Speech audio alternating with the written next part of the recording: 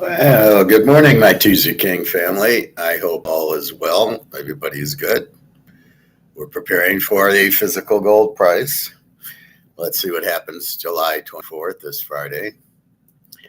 We're getting there. I saw gold jump a little bit last night. Let's see where we are at today.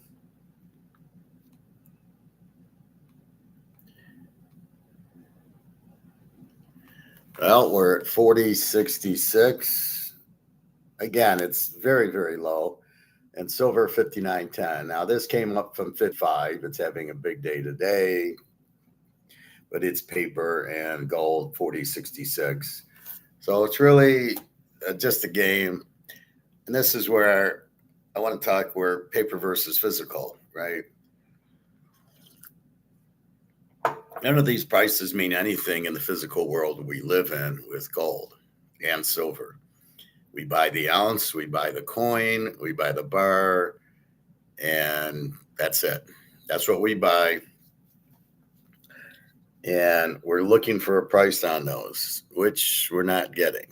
We're getting this paper option price controlled by JP Morgan. It's totally irrelevant.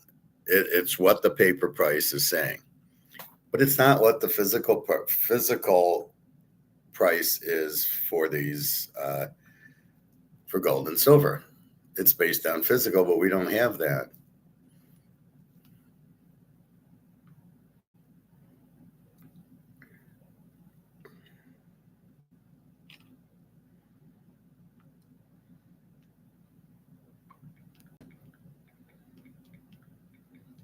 Just a second.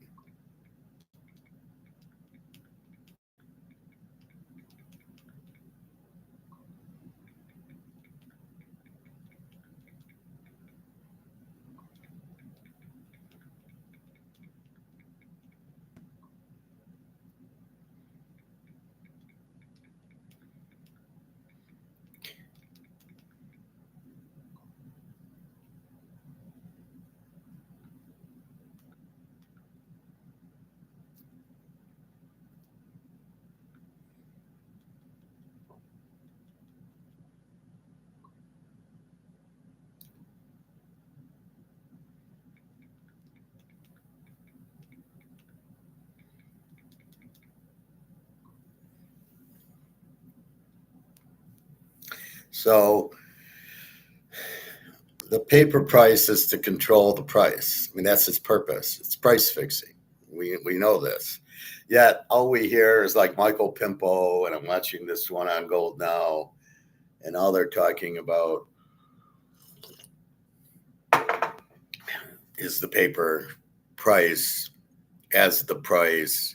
Kevin Walsh did this, and Steve Walsh did this, and Bill Walsh did that, whoever the new Fed guy is.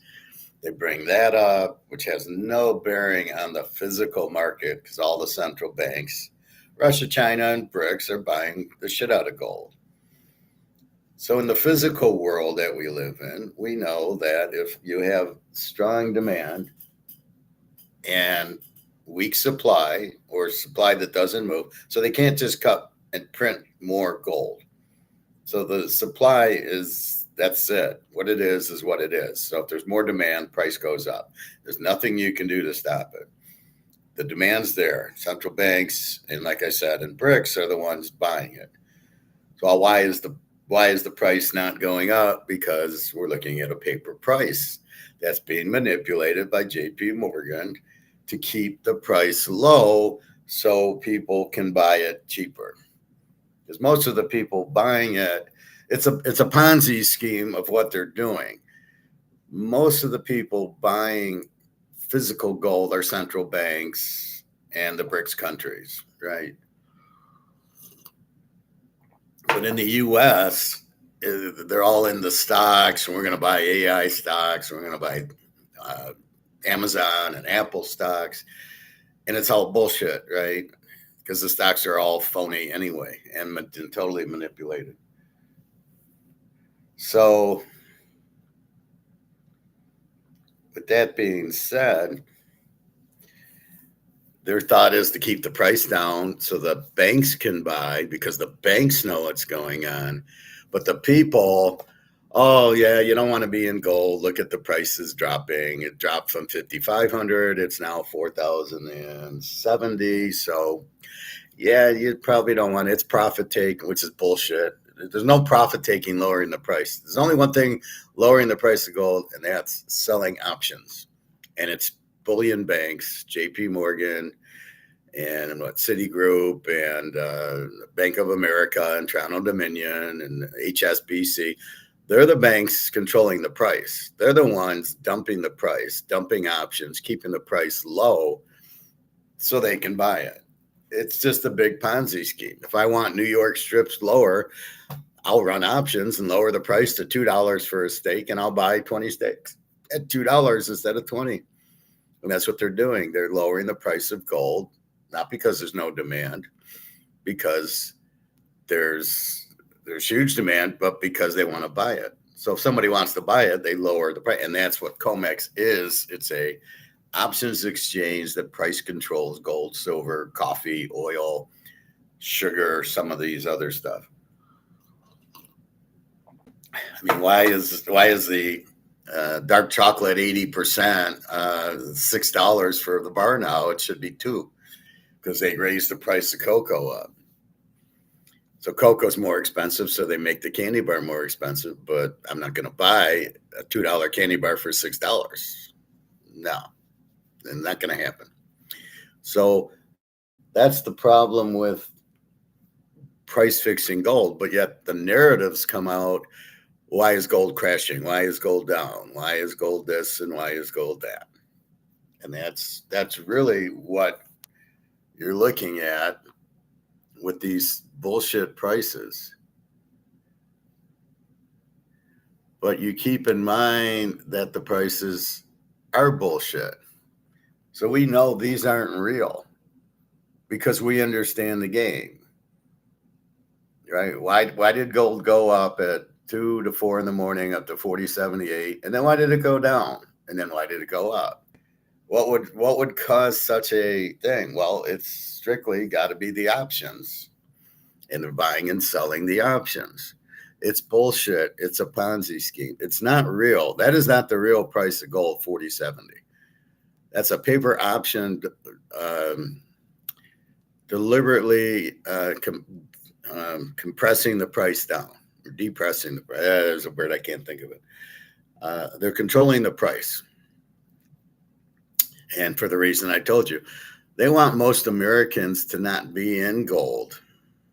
I don't know. They're very warped. This government is very, very sadistic and a bunch of liars. But I don't know what their motive is. I guess it's, I want everybody in the stock market and in the bond market. We have this huge debt. Oh, I want everybody in bonds. So they're trying to direct you. Oh, I want everybody in stocks or buy Bitcoin or buy stable coin because that'll be backed by treasuries that are worthless. So they're cheating, and they know they're cheating, and they want you to not understand they're cheating. Hence why they use these strange words that and keep you in the dark, basically. But that's what every government does. They're all corrupt. Even though that's not the point of government, that's the new point of government. Let's have all these wars. Let's be corrupt. We'll steal the money. Trump will talk out of his left ear and his right ear, and he'll buy stable coins. Oh, you don't want to buy gold, and this is this. And then you got this idiot Treasury Secretary, Bart Simpson, sit there and go, yeah, I went to Fort Knox, and yeah, all the gold was there, and we do have the most at 8,000 tons. And because I said so, you're going to believe it. And we're like, there's no fucking way you did that. If you did, and the gold's there, it's China's gold. It's not the U.S.'s. And since you're all phony liars, there's no way in God's name we can believe you. Even if you showed us the gold in Fort Knox, we would still think it's China's gold. We would not think it's your gold. So even there, you're still kind of, you're going to bullshit us and we're going to believe you. Not going to happen. So you've got to understand the game. They want you into the stock market and into the bond market because it helps them. They don't want to help us. This is a very dangerous game they're playing when they're trying to fuck the people they're supposed to be representing. And they are fucking us. These wars, it's ridiculous. So as far as I can see, physical gold's where you be. It's the only place to be. And you just have to shut out the noise of this 4,070 gold price. You have to shut out the noise of the $58 silver and know it's worth a lot more because we do simple math. High demand, low supply, higher price. So how the fuck can the price be going down on either of these things when the demand in the physical world is much higher than this, and then the supply cannot be increased?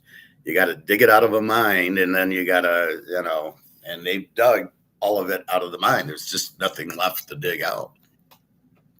So we know these prices are false. Now July 24th comes up, and the question is, how are we going to find the real price? Are we going to go to Shanghai Exchange.com and say, what's the price? And are they still going to use the COMEX price, or are we actually going to get a physical price? They say we're going to get a physical price, but I don't believe it. If it's 4,000, I don't believe that's the real price. I don't buy that. So I got to believe the real price to be 8,000-9,000 easy. In my world, 10,000, but let's say it's 7,000 to 8,000 it comes out at. So is that going to be Friday? And then what happens to COMEX? Is COMEX going to adjust to the Shanghai price, the physical price? Because they'll still be using options. Will the options go away because China won't play that game anymore? And most of the banks don't want to play that game anymore. And let's say they do keep it at 4,000. And here's China. What are they going to say? 6,000, 7,000? It's going to be higher. How can COMEX keep it? Because people will take delivery on COMEX and run to China and sell it. So they buy it for 4 and they sell it for 7. Doesn't seem probable that that's going to happen, that COMEX will keep the price at 4 if China's at 7. So a lot of this discovery we'll find out Thursday night is really Friday for China. So Thursday night, we'll take a look at it. And if it's something jumps, I will be on Thursday night and we'll take a look and we'll find out, because right now I go to gold.org and look, but it gives me the COMEX price. Is there going to be an option Shanghai price? Is COMEX going to change to Shanghai? So these are interesting questions we want to find out. We know the price is worth more in the physical world when you're not doing options, because in options you've created, as I say, low supply and high demand makes price go up.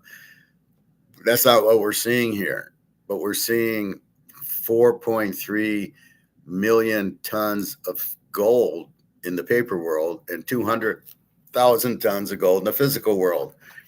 So obviously more physical, even if it's paper, lowers the price, but it doesn't exist. It's just bullshit. And none of these shows, like I told you, Michael Pimple yesterday, doesn't talk about the dollar's worthless, the gold price is manipulated by that, and they tie it to interest rates. These are losers. This guy, Michael Pimple, I would, if you were with him, I would get out of his immediately and ask for a refund. He's probably stolen a bunch of your money. But a guy like that was dangerous because he'll come across, well, my model says this. You can't use a model, idiot, because you have bricks the last 4 or 5 years. So that's as far as your model can go. And it just shows nothing but the price going up.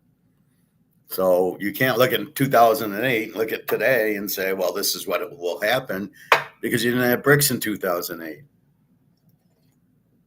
It's the same thing I do with football. Oh, wait.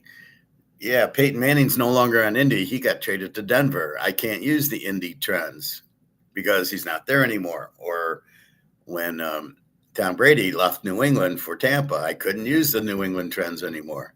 Well, if you didn't have bricks in 2008 and now you got it, you can't use the trends that happened in 2000 and 2008, 1980, 1970. They're all irrelevant. And that's all I hear. Well, interest rates this, so gold went up and down. Well, gold didn't go up and down because of interest rates. Well, it doesn't bear, there's no interest on gold. Who gives a fuck? You buy it at 1,700 and it's 4,000. Do I need a dividend? No. The price, which has been suppressed since 1971, is now going to be unsuppressed because China and Russia are sick of it. As anybody else, if you got 1,000 ounces of gold at home or 100 ounces of gold, you want a higher price. It's just human nature. We bought it for 1,700. It's 4,000. We want it to be 10,000. It's just human nature. Just like the Mickey card. I probably spent $50, $75 on this card. If it gets a 9, because it's a real mint condition card, a little off center, left to right, but I don't know if that'll matter in the 1960s. They grade differently, but even if it's a 9, there's not a lot of 9s, so it'll be a limited card. But I bought it for $50 and I hope it's worth 20,000. Right? That's just the nature of the game. You want it to be higher than you paid for it. That's what an investment is. This is an investment, right? That's an investment. Gold and silver are kind of a combination. It's an investment on one hand, it's protection on the other. And the real reason we're in gold and silver is because this is worthless, but nobody's talking about that. Nobody's sitting there saying, the dollar's worthless, except for me and Egon and Mark McGuire. Nobody else understands that, especially this Michael Pimple and Rick Rude and these other guys, Rickards and Andy Scheckman. They don't understand that part of it. Because that's the number one reason you buy gold and silver, is because if you hold dollars, they're not worth anything. If you buy stock, you're still in dollars. And I've explained this several times on the Titanic. You can go from the second deck to the third deck. You're still on the Titanic. And that's what you're doing when you take your money out of the bank and put it into stocks or bonds. You're just switching decks, but you're still on the Titanic. It's still going to sink. This dollar has no value. If I move it into stocks, if I move it into bonds, whatever I want to do with it, it still has no value. And that's the point of it. So that's why, that's the number one reason you're getting out of it, because they keep printing and $2-3 trillion a year. They run deficits because they make, they get in 5 trillion in income or taxes, and they still spend 7. And as the interest rates go up for the debt, so the 40 trillion, so it was 37, now it's $40 trillion in debt. As that goes up, the interest on the debt goes up. So now you're spending more. Because where do you get the money for? You just out of thin air. Oh, well, they're just hitting a button. That's not really inflation. That's not really inflating the money supply. Yeah, it is. Hello, McFly. Yeah, it is. And so this is the big problem. They keep printing and printing and printing, making the money worthless, but nobody points that out. The key is to get off the boat, to get out of the dollar completely into gold and silver. And if there was anything else I can tell you, maybe you buy this, but you're still in dollars and you still want to get into gold and silver. If I needed money and I sold this, I would, let's say I got 20 grand for this. I'd take a couple grand and do whatever. And then probably 15 grand would be in gold and silver. And that's the point. That's what you're trying to do, is think. Again, we critically think, and we think the dollar's worthless because they keep printing it. So what do? Well, we get into gold and silver because they can't print it. But the question is there demand? And if there is no demand, then the price won't go up. But the price will never go down if there is demand. And that's what we're seeing. What we're seeing is pure bullshit, a pure Ponzi scheme. How can the price go down when supply is level and you can't increase it? You got to find a new gold mine, and demand, supply's here and demand's up here. Well, that means the price has to come up to meet demand, but it hasn't done that yet. And that has to happen. And that's where we're in our lifeboat of gold and silver. And we're just waiting for reality to hit when they stop manipulating the price and keeping it down in their option paper game, and we get into the physical game. And that's really the key. Understanding paper versus physical, and understanding the paper market is pure bullshit. It's a Madoff Ponzi scheme. You think Madoff's Ponzi scheme was something? This is times 10 the Madoff Ponzi scheme, because there's no SEC to go, yeah, it looks fine. Looks like Madoff's doing everything correctly. There is nothing. They keep printing money, which means it ain't worth anything, or it's not worth anything. And that's really the key that we're establishing here. So we will get a higher gold and silver price, and it will not go down for a long time, because as long as demand is here, and now we've got a physical supply of 200,000, not this supply of 4 million. Once we get that, the price has to go up where demand's at. So if demand's here and the supply's here, how can the price go down? How can this price go down? It can't. The price people will pay is up here. And as this price goes up, you're not going to get any, and you certainly don't want to sell it. You might sell an ounce because you need money, but otherwise you got 100 ounces. You're not selling 95 of them. You're not selling, because if you do, you walk right back into monopoly money, a money that isn't worth anything. And that's why we're buying the gold in the first place, because this isn't worth anything. So all these videos, this Michael Pimple and all these guys, well, I'd rather have 3% in a CD because gold doesn't give anything, as if the gold price doesn't move. Well, look, gold's been going down because of the war, because of Scott Simpson, because of Steve Walsh, Bill Walsh, whatever the guy's name is. So because of that, gold, no, that's bullshit. That's the options keeping the price down so they can buy it. Who exactly is buying it? Well, we know China and BRICS are. And again, this is a worldwide price. This isn't just the US and everybody's into stocks and AI and all that bullshit. Be careful of AI. That's going to crash, because they're realizing it costs a lot more than they let on. And the value of AI is not real. It doesn't give you any value. It doesn't cut your costs, and it doesn't increase your revenue. Sales don't go up because you have AI.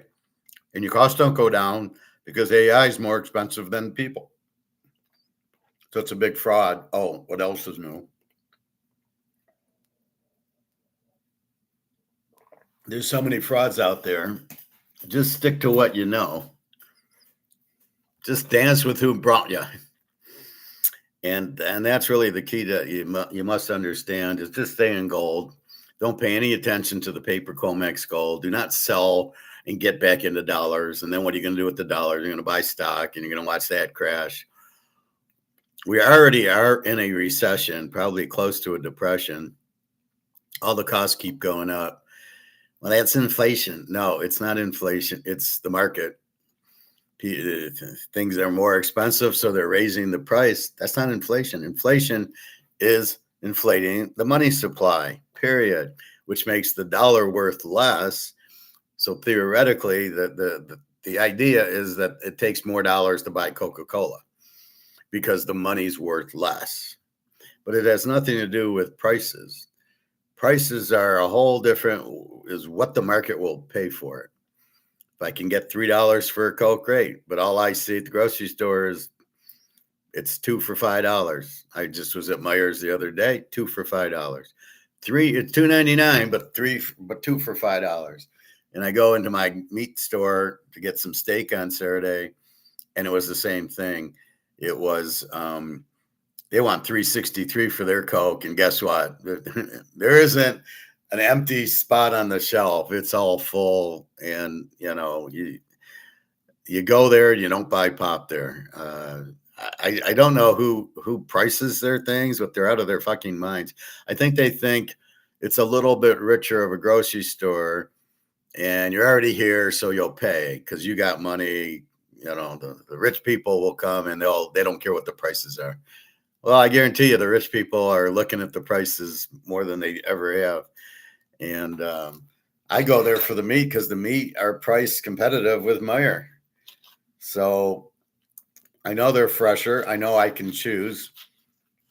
At Meijer, you pretty much they're packaged. But at the meat grocery store, I'll give me this one. I haven't pulled the tray out. I go, give me this one. I did that Saturday. And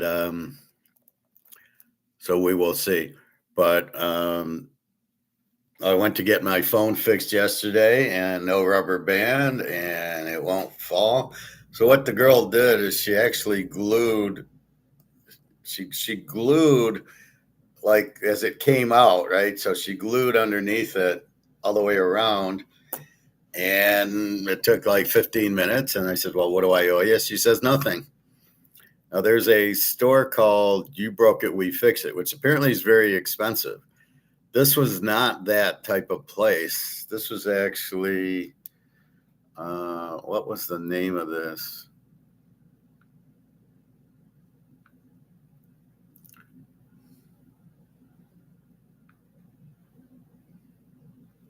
This is Metro Detroit Phone Repair.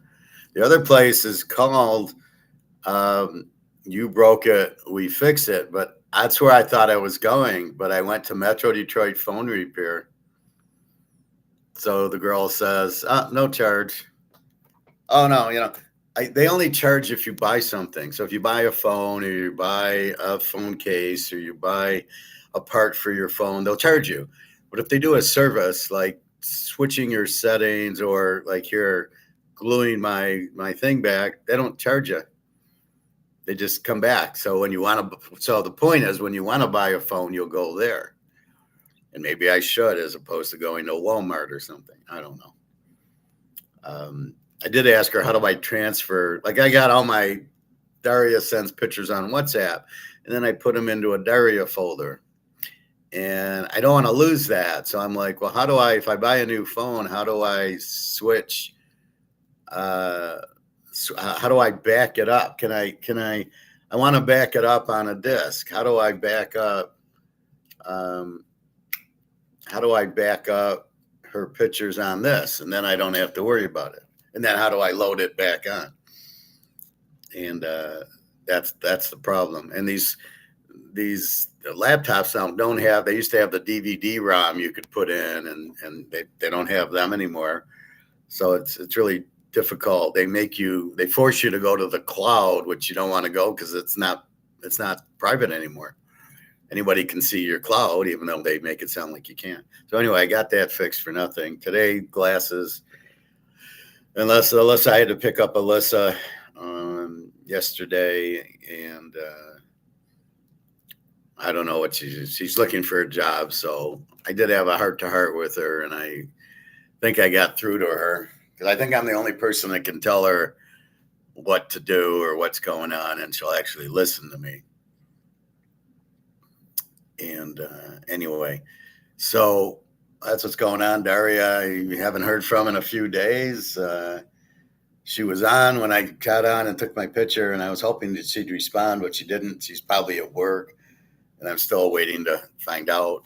Her mother has an operation. She has a brain aneurysm, and she's going to Moscow August 18th. And she actually went to Moscow with her mother. And then she has to get a scan because it's hereditary. Well, it could be hereditary. So she wants to make sure she doesn't have a brain aneurysm. And what it is, it's like a stroke. You get a little, it's due to a lot of it is due to high blood pressure or smoking. And so it creates like a pressure in your brain and it rubs up and then it could bleed in, which is what a stroke is. So there's fear of that. Now her mother's older. Daria's not, so I wouldn't think Daria would be substitute to it right now, but hopefully she's okay. Anyway, so that is your gold physical paper. The paper's manipulated by JP Morgan and the bullion banks. There's 8 of them.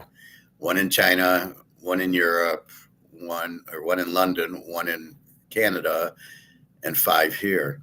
And they manipulate, nothing to do with the market. They manipulate the price of gold. They try to keep the price down to keep everybody in the stock market or in the bond market or in the Bitcoin, but not in the gold because they can't track it. And they keep pushing the price down, but it's backfiring because all the BRICS says, hey, we'll take all this gold this cheap. And now they want it. And that's what July 24th is about is fuck off. We don't want this. We want a real physical gold price, which has got to be 10,000. We don't want this bullshit $4,000 price. We're up to 40.75. So we're on a nice, I don't know. This is maybe preparing for Friday or what, but we haven't seen it go over like 4,200 in a long time. And it's bullshit. So don't worry about the price. Just have the physical. And you're not looking to profit take the physical.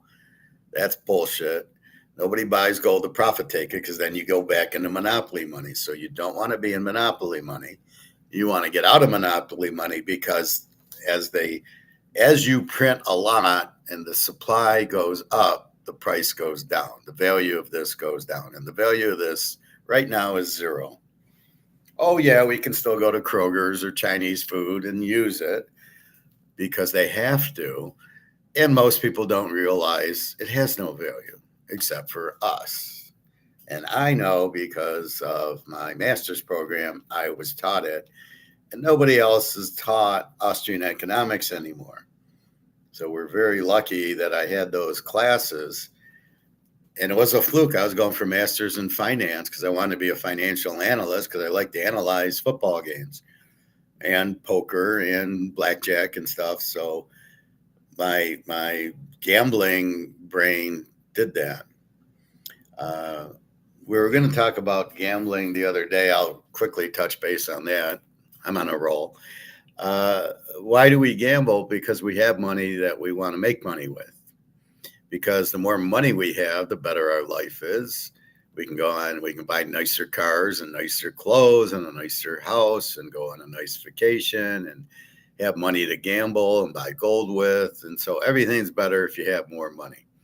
So we want to buy more money and so we want to invest. And then we look around of what is an investment? Well, it's taking your money and wanting to make more with it. Simple as that. And everybody sells you stocks, but those are really manipulated. Is it going to go up or down? You have no idea.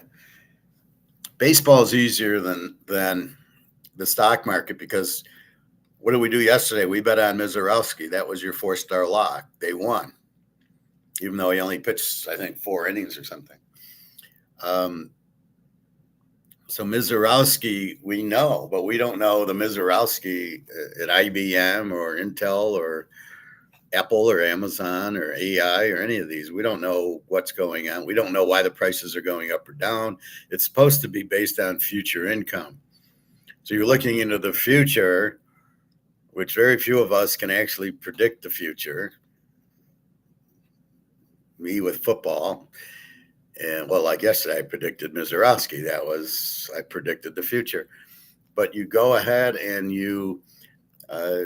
stocks are very difficult. And there's too many, there's Michael Douglas's going, Blue Star says, buy Joe Bob's fine foods and you're fucked. So There's a lot of that going around. So you really don't know, but yet you're putting your money into stocks that you don't know the board of directors. You don't know the companies. You just know the name. Oh, Microsoft. Oh, yeah. Bill Gates is an asshole, but his stock goes up. Or Zuckerberg, he's another asshole, but yeah, all these IT stocks, you have no idea.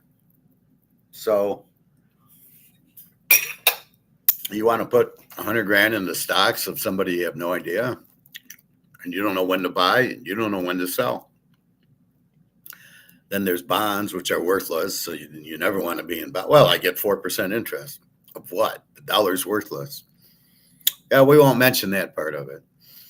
So why do you go into bonds? Because you want to make money. You don't want to take risk. You make money. If you're going to do that, do this or buy gold.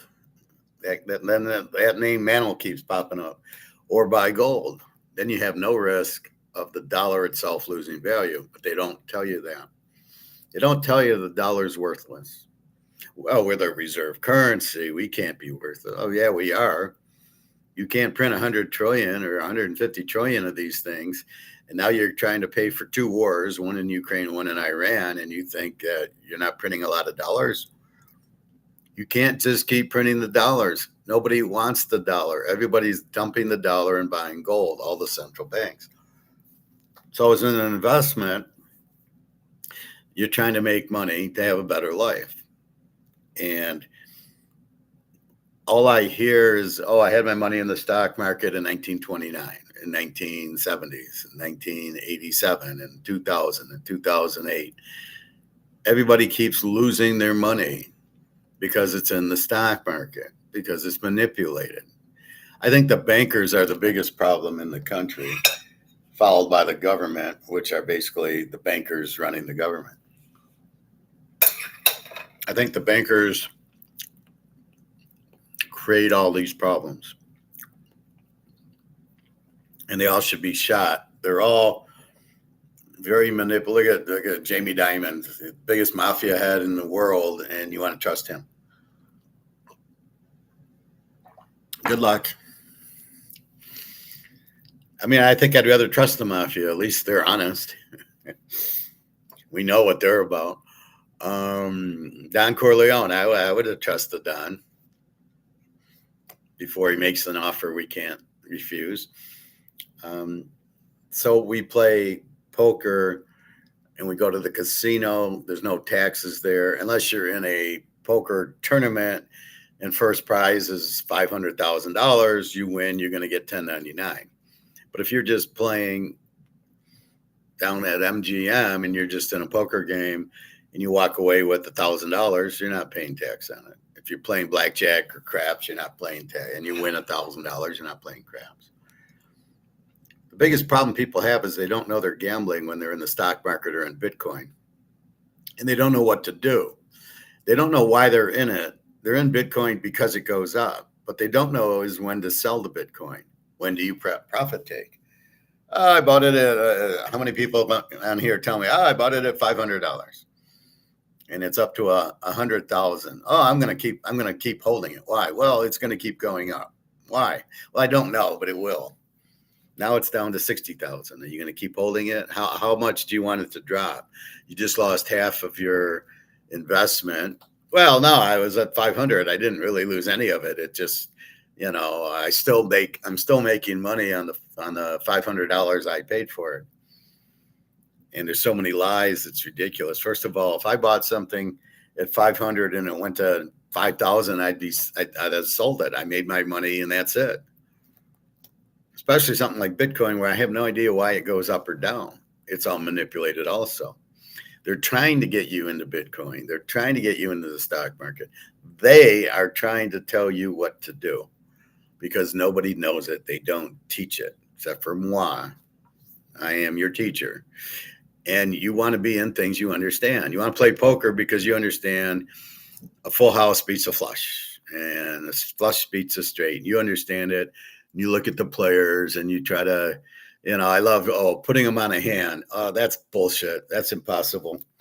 Well, yeah, you're trying to read, do they have ace king or do they have a pair of nines? Or Good luck with that. That's bullshit. You can't read the other. You can't guess the cards. You can kind of read his reactions. If somebody like me who gives you fake reactions, fake tells, good luck reading me. But I mean, most of the people, you can't read them. You don't know what the cards are. So you play poker for that reason. And I love how everybody's a professional poker player. They don't say they're all broke. They're all in debt. And now they're not. And they're back mowing lawns, but they don't tell you that. They're all professional poker players. And that's what you have. You wonder about Daniel Negreanu. He's been at it for 20 years. And you're like, does he have any money at all? He must not have any money at all. Because if you're really good at it, you would have made a lot of money and you wouldn't have to keep playing. So you just wonder, if he was smart, he'd have bought gold with his earnings and he'd just sit back at a pool or a golf course. So anyway, poker, again, it's not taxed normally. And all the casino games, you do need cash, but they're not taxed, but they are investments. You can win at them. You can win at poker far easier than you can win at blackjack or craps because the odds are much better. The best is football betting because we can play our teasers. So I think a best investment we can make is football betting because we can bet on Mahomes and we can bet on Joe Burrow to throw 5 touchdowns, and we can bet on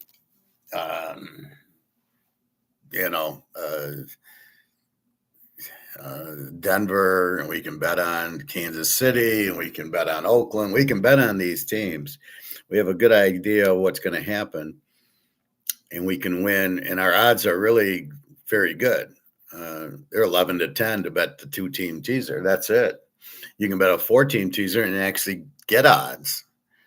So you actually don't lose odds. So that's the point of betting football. There's no tax on it. The odds are really almost, and if you bet a 4-team teaser, I think you're plus. And for us, it's not hard to hit 4 teams. We do that every week. We probably hit 9 or 10. We could probably go 10-2. Look at my baseball yesterday. I went 8-3. So it's not hard to pick multiple games. The other investments are bonds, which you don't want because you'll never get paid back, and the money you get paid back will be worthless. Stocks, where you really have no idea what GM and Ford are doing. There's FX transactions. Who the fuck knows are manipulated? And then there's gold and silver, which we understand fully are way, way undervalued, and we're going to make good money on those in the physical world. But we have to understand paper versus physical. And there's Bitcoin, and then there's buying a real estate or a house and the whole thing. And it all comes down to, is there demand for the product? So I'm not sure real estate's that good. You own the land, but if you don't do anything with the land, plant blueberries on it. I mean, if nobody wants the land, you can't sell it. Just like a house, you can buy a house. It's good to live in, but let's say you want to move to Hawaii or California or Georgia. If nobody will buy your house, you can't. Well, there's always some buyer, but at what price? And so that's basically what you're doing is you're looking for, how do I make money? But the biggest thing is you don't know anything. You're not taught anything. How do we learn poker? We play poker. We watch Poker Stars, or we watch the World Poker Tour or something, and we kind of see what they do, and we play and we figure it out, because there's no real rules to poker that you get 2 cards and there's 5 laid out. And you have no idea if the 2 cards helped the person or didn't. There's no way you really know. And that's the problem. It's a very lucky game, I find. Oh, he hit the king on the river, the case king, and all the other 3 kings are out. He hit the 4th king on the river to win. That's just luck. very hard skill, a little bit of betting if they think they can read you, and that's why you give them fake tellings. Football betting is probably the best way to make money, especially in teasers, because you can't fix a teaser. I'll swear some of these baseball games are fixed. The game the other day, the the Yankee under 9 was totally fixed. He brings in a guy with the 5 ERA. And in game 2, he brought in 4 relievers, and all of them had 2 ERAs. Why didn't you bring in the 2 ERA guy when you're down 3-1? So some of these games look fixed because the manager's fishy, the choice of the bullpen, the choice of the pinch hitter. Yeah, this guy's hitting 300. Let's pinch hit him with a guy hitting 087 because it's a lefty on the mound.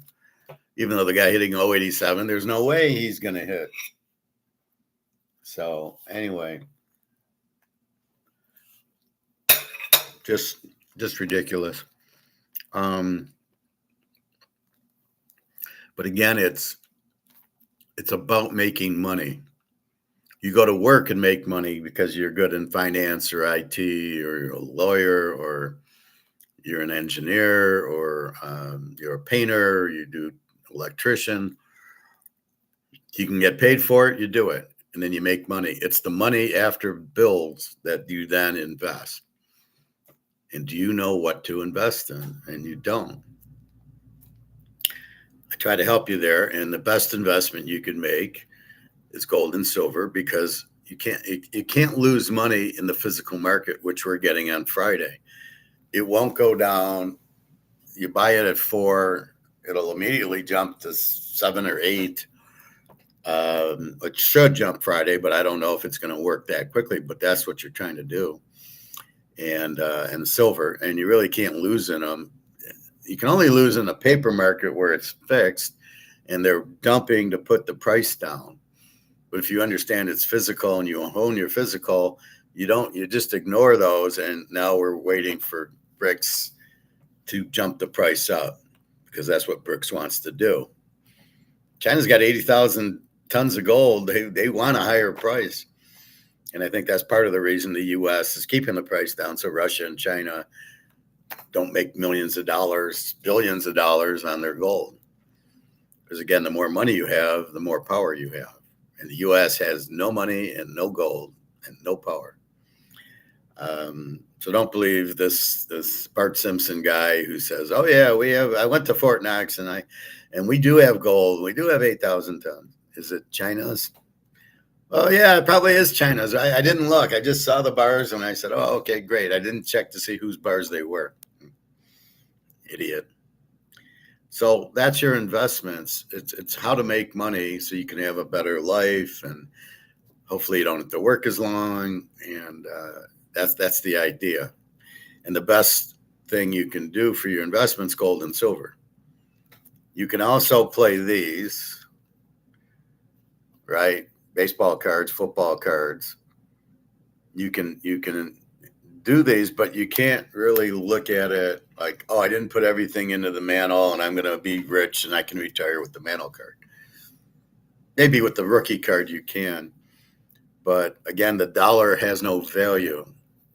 And that's why we're in gold. And that's the number one reason we're in gold and silver, is the dollar has no value. So you have to factor that into your gambling. Even if I make, okay, I go play poker and I win the World Poker Tour and I make $1 million. You're not set for life until you get out of the dollars and buy gold and silver. Just because I have $1 million of things that are worthless does not mean I can retire.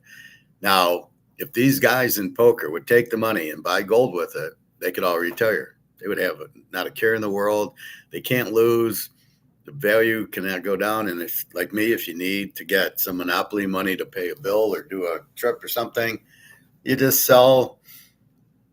You sell 1 ounce and you get monopoly money until there is no more monopoly money. And that happens all the time. And we've talked to all the countries: Sri Lanka, Pakistan, Germany, Venezuela, Zimbabwe, France, England, Rome. I mean, it goes on and on and on because the governments don't understand. They think they can just keep printing the money like what the idiots are doing now, Trump and Bill Walsh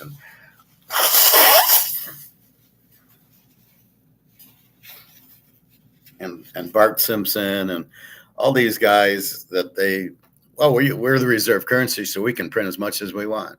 No, you can't, because you've outpaced demand. Nobody wants it. We all want gold and silver because we all realize the value of the dollar is gone. And yes, the value of the dollar can go to zero, and it is at zero now. That's why you see prices in the grocery store going up. That's the point. Well, your dollar has no value. I got to charge you more.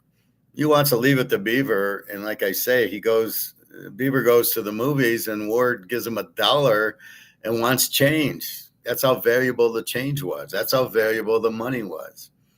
Now it's $10 to go to the movies, and nobody cares about change because it's not worth anything. So keep that in mind. You have to get out of the dollar. Even if we go and we win in baseball or football, and we win and this goes way up, and you got a Picasso or Van Gogh, you've got gold change, you've got Rolexes. It's still in dollars, and until it gets into gold and silver, you got to be careful. Now, Nick owns a Rolex. He's fine. When the dollar collapses, the Rolex will still have value, and then it'll be changed into gold. And then people will I'll give you 2 ounces of gold for your Rolex. And he'll go, oh, great. And that's how he turns his Rolex into gold. I prefer the Rumpelstiltskin way, but I'm old fashioned. And so that's what an investment is. So keep that in mind. All right, let's go look at our baseball. Fabulous day yesterday. Your free picks go 2-1. The lock, Milwaukee wins with Mizorowski. Cleveland 13, Minnesota 4. I have Cleveland over 7.5. That was my first play. And it was based on I didn't understand the 7.5. Like I say, some ERAs are different than others. And I did not get why this would be 7.5. This was Joe Ryan going, and he's been giving up a few runs a game, and Cleveland's been giving up a few runs a game. And I said, there's no way 7.5 is a good number. 13-4. Yeah, so that's a winner. Then we Pittsburgh over the Yankees as a free play. Pittsburgh guy has been going well. The Yankees didn't think they were all that, and the Yankees win 8-5. So that's a loser. My apologies. Then we've got Tampa Bay, Toronto. I go Toronto under 7.5. We had good pitchers going with Dylan Cease against Rasmussen, both aces. And again, Tampa scores in the top of the ninth to go 7-1 instead of 6-1, and we lose with a meaningless run in the top of the ninth. Oh, yeah, the bullpen guy had a 20 ERA. Philly, one of our free plays, 10, Dodgers 7. I don't remember who pitched for Philly, but it was a good play. I don't know if it's Suarez. I think Suarez actually went. Yeah, because that's the only way I would have bet Philly. Yeah, Sheehan against Suarez. And I knew Sheehan sucked. And then Suarez. And in this game, yeah, the Dodgers put up 3 in the ninth against Sheehan, 8 hits, 6 runs. And then Sanchez, 5 innings, 7 hits, 3 runs, 7 strikeouts. And then some idiot comes in, Sugar comes in the top of the ninth, gives up 2 hits and 3 runs and a walk with the 5.40 ERA. And then Duran shuts it out. But this was an easy one. So we go with the Ranger, and the Ranger gives us the win. Or not Ranger, Suarez, whatever Suarez from the ace. So we'll get Zach Wheeler today. We'll be on Philly again. Boston 6-5. We play Boston with their winning streak, and they just keep winning, and we're going to keep betting them. Atlanta 3, San Diego 2. I play Atlanta for 2 units. 3-2 game was surprising. Total was 9, and I thought about that, and I just went with Atlanta. I like their pitcher. Milwaukee 8, the Mets 3, Mizurowski. Now, and it's an interesting box score here. This was our lock, 4 units. And I mean, it's weird is that when we look at it, Freddie Peralta for the Mets, 8 hits, 7 runs in 5 innings. That's what we thought. But Mizurowski only pitches 4 innings, and he only pitches 65 pitches. Did he get hurt? Maybe he was hurt, and that's why they were keeping him out. But he always goes 100 pitches, and I was shocked that he just pitched 4 innings at 65 pitches, 4 hits, an unearned run. There's a lot of errors that I see. None of these players are major league players. They keep making these errors, and it's crazy. And then they went with pretty good bullpen. A 6. They bring in the 6 CRA guy. He gives up 2 hits, 2 runs in 3 innings, but he did pitch 3 innings. So we win with Milwaukee. I love when the lock wins. Of all the games, I want the lock to win. KC 4, the Niners 3. I don't play the game. I did like Robbie Ray, but I just didn't like it. I did like the under because the total was 10, and these teams don't hit. But I didn't play it. Detroit 8, the Cubs 6. Again, who knows? Joe Flaherty, he stinks, and the Cubs. And we got a 14. The total on the game was 11.5. But it's hard to play Detroit over because they stink. They don't hit. And the Cubs, this was 10 innings. Okay. So 8-6, the Tigers, no play at all. The White Sox 10, Texas 3. I don't play this one. Again, I don't know the pitchers. The total on the game was 8. So the White Sox are starting to hit again. Houston 8, Miami 5. I got Miami over 8, so that's a winner as they got 13 runs.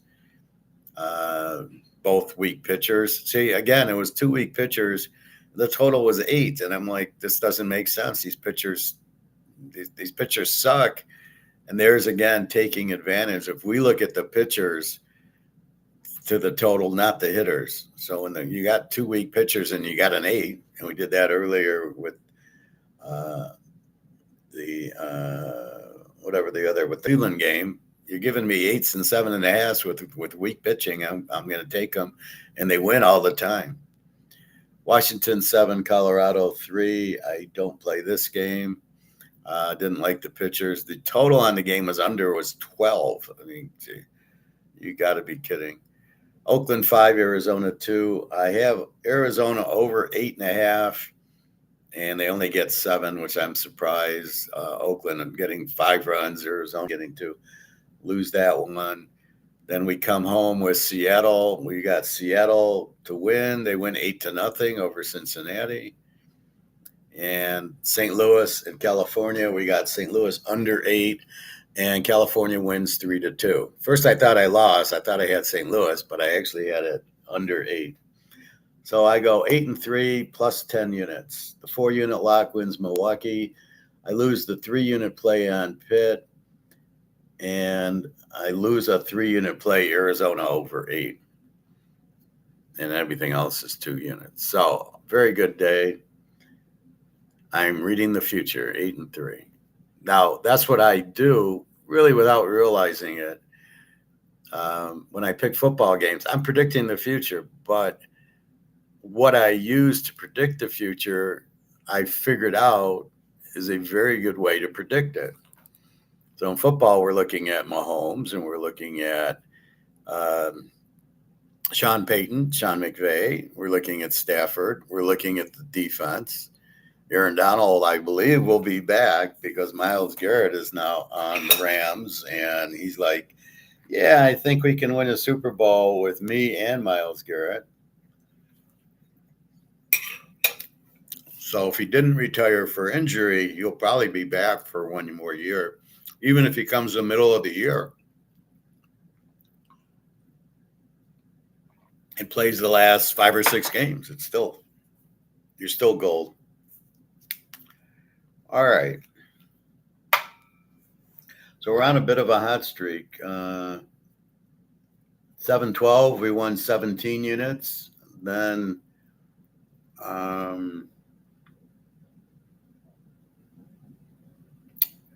what happened to 7-13? Huh. All of a sudden, 7-12, I won 17. Oh, yeah, it was the All-Star break. Silly me. Then 7-17 plus 5 units, 7-18 plus 8 units, 7-19 plus 4, and 7-20 plus 10. So we are on a nice streak. Again, what you're looking at is figuring out how to predict the future. Like I said, football, it's the defense, the quarterback, the coach. Those are the 3 keys. If you have a good coach, he's going to run good plays. He's going to go to the strengths and the weaknesses. He's going to put in the proper quarterback, call the right plays. The quarterback, you can see, is good. And that's where I struggle with Caleb, and I struggle with Lamar, and I struggle with these guys because they don't make the right decisions.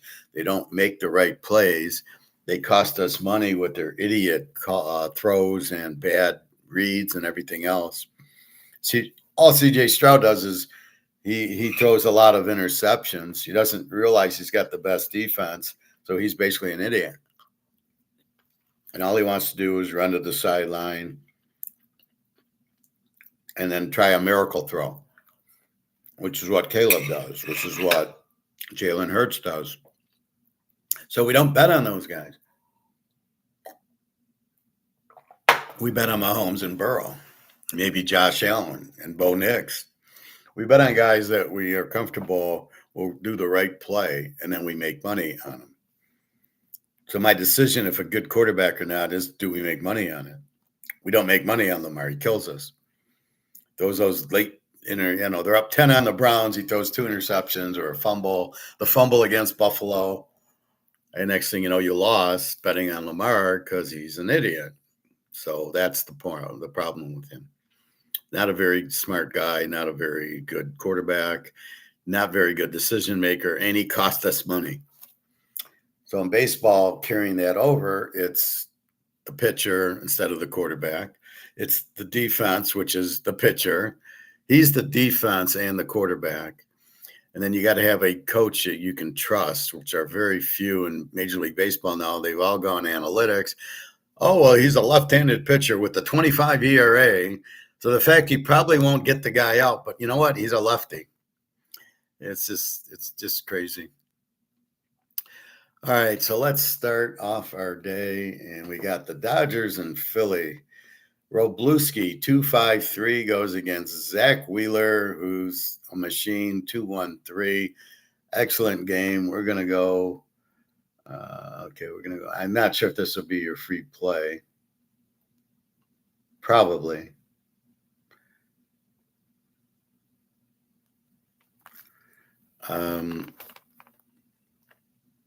Again, total on the game is so the Phillies are 119-9, and we don't need to look up these guys. We know Robluski and Wheeler are very strong.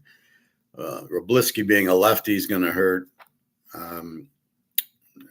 Schumer and Bryce Harper, and Wheeler is going to be very tough to hit. So we will see. And it's the one thing is like you see that first inning and they give up 4 runs. You're like, what the fuck? Or you see them with 9 hits and 8 runs. You're like, this guy normally throws shutouts and 1 runs, and there he's throwing that. He throws that 8. It's the manager's fault because the manager's only worried about. He's not worried about wins. He's worried about eating up innings. So he doesn't care if the guy gives up 8 and fucks his ERA. So that's why we kind of wash it out. But we see each pitcher, no matter how good, has that one game where they give up 7, 8 runs because the manager doesn't see they're not good or he's worried about his bullpen. And it's just terrible managing. All right. So we'll get back. I did make a pick on that, but I will tell you if it's a free play or not. Cleveland, Minnesota. We got Cleveland minus 140.8. We got Rojas with the 150 for Minnesota, and Messick 273. Is Rojas a bullpen guy? I don't know too many of these guys with the 1.5 ERA. And let's see. Yeah, he's a bullpen guy, and he does give up a lot of runs. Messick, I know he's a starter. Parker Messick for Cleveland. He's 2-3 his last 5. 4 of them are unders. He's 5 innings, 5 runs, then 2 runs, 2 runs, 4 runs, 1 run. So he doesn't give up a lot of runs. And you got the bullpen. Cleveland hit yesterday. Okay. All right. And then we got Pitt at the Yankees. We got Yankees minus 132, 9.5. Chandler 485 against Will Warren 404.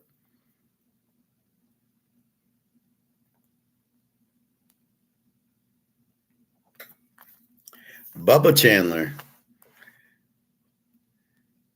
He's 3-1 his last 4, mostly under games.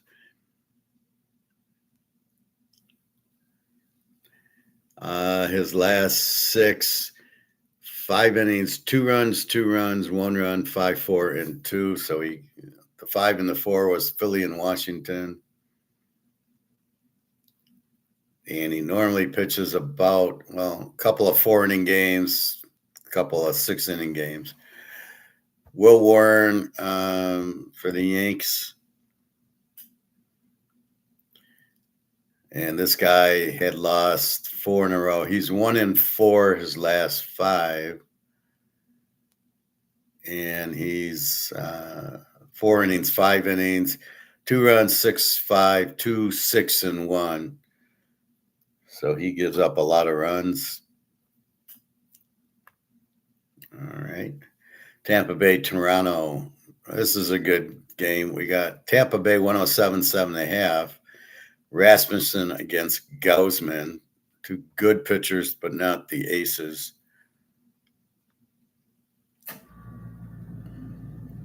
Rasmussen's 1-4 his last 5. His last 6, he's had a 7-inning shutout, 7 innings, 1, 6 innings, 2, 6 innings shutout, 5 innings, 5, 2 innings, 6. Those last 2 games, he's been a pig against the Yankees in Houston. So again, he looks really good, and then boom, he falls apart the last few innings. Kevin Gausman. And Kevin's had trouble. He's lost 2, 4, 6 in a row, gave up a lot of runs, a lot of overs. His last 6, 1 run, 7 runs, 6 runs, 1, 7, and 3.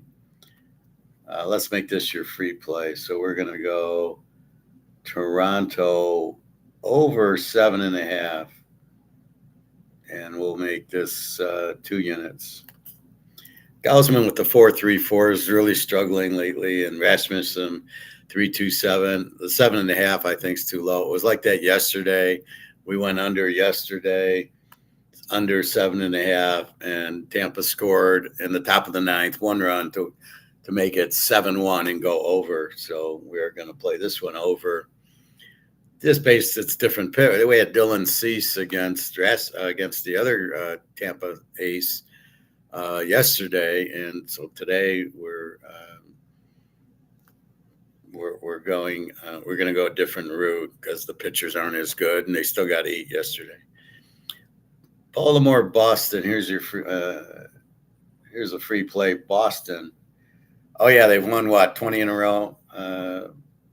Boston 3 units. We got the Ranger Suarez going for Boston against Bradish for Baltimore. So we're going Boston on the streak. And I gave you Toronto over 7.5. So 2 free plays. That's why I didn't go the Philly game or the Pitt game as a free play because I can find better. But Boston, yeah, on a 14-15 game win streak, and the Ranger going. Bradish is okay. Let's take a look at, are we in trouble with Bradish? And he's won 3 in a row, lost 2 in a row, and won. So he's 4-2 his last 6. And 4 innings, 5 runs, 7 innings, 1, 8 innings shutout, 4 innings, 4, 7 innings, 3. So he's all over the place. Yeah, we'll go with the Ranger. Ranger wins us a lot of money. He did with Philly last year. Then he got hurt. San Diego, Atlanta. We had Atlanta yesterday, and the game was under, low scoring. Atlanta 140-9. We got Ferris Bueller 5.36 against R. Lopez 3.69. Ferris was pitching pretty good, and now he isn't. He had won 4 in a row, then lost 2 in a row, then won. A lot of overs in his last 6. Mostly 5-inning games. 1 run, 1 run, 1 run, and then the shit hit the fan. 9 runs, 7 runs, 4 runs his last 3. So now he's given up a ton of runs. Let's see what Lopez. Ronaldo Lopez. And he lost 3 in a row, then won 2, and then lost 2. So he's 2-5 his last 7. Kind of a bullpen guy where he was, let's see, 2 innings shutout, 3 innings, 1 run, 3 innings, 1 run. Then he goes 5 innings, 1 run, 5 innings, run, 5 innings, 4 runs. So he has a bad game against St. Louis 4-1. He did lose to the Mets 7-6, going 5, but he only goes about 5 innings. So Bueller's been pitching bad. All right, we'll try this.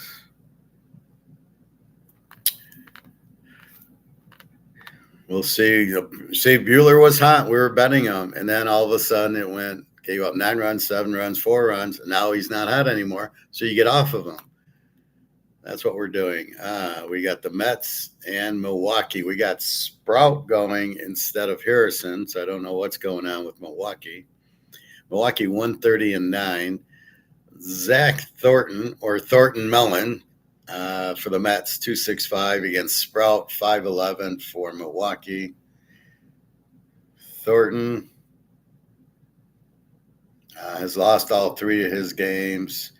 4 innings, 4 runs, 6 innings, 1 run, 7 innings shutout. So his last 2, he's been good, and they were under games. Pitched 3 games, 2.60 ERA. So we don't really have enough. Let's see what Sprout. Brandon Sprout of Milwaukee. And he won his last 4, and then he lost the last. So he's 4-1 his last 5. His last 6, 1 run, 4 runs, shutout, 2, 1, and 3. So he's much better than the 5.11 ERA shows. Thornton Mellon, we don't know with his couple of games. So we got to leave this alone. I don't know that it's an over, and I don't know what happened to Harrison. And did Mizorowski get hurt pitching, 4 innings or something yesterday, 65 pitches? I hope he didn't get hurt. We make a lot of money on a Mizorowski. The 49ers, so no play in that Milwaukee game. The Niners at KC. The Niners 107-9. Tamel 5.31 ERA against Avila 5.92. I'm leaning over.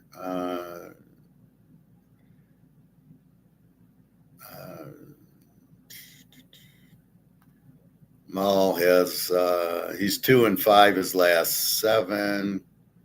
Nothing going on. His last 6. 5 innings, 4 innings, and a 7 inning. The 5 innings give up 5 runs, 6 runs, 3, a shutout, 4, and 1. So he does give up some runs. Avila against Mal.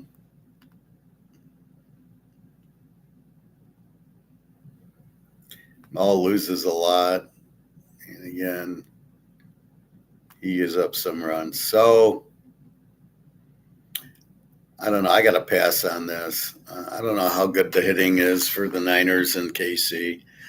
I would say it's an over. Avila with the 5.92, but he's not pitching like that the last 5 or 6 games. And Maul's only pitched a few games. So let's pass on this one. The White Sox at Texas. We got Texas 121, 8.5. We got Nick Schultz, 6'8", a 5.60 ERA. 6'8" is his height. Against Rocker with the 4.91. This smells like an over. Schultz had lost 4 in a row and then won his last game. He goes 5 innings is all. 3 runs, 3 runs, 6 runs, 3 runs, 4 earned runs. So they're going to hit him. And Rocker 4.91. And he's lost. He's 2-3 his last 5. And his last 6 have been 2 runs, 7 runs, 2 runs, 0, 3 runs, 7 runs. So we can go over 8.5 here.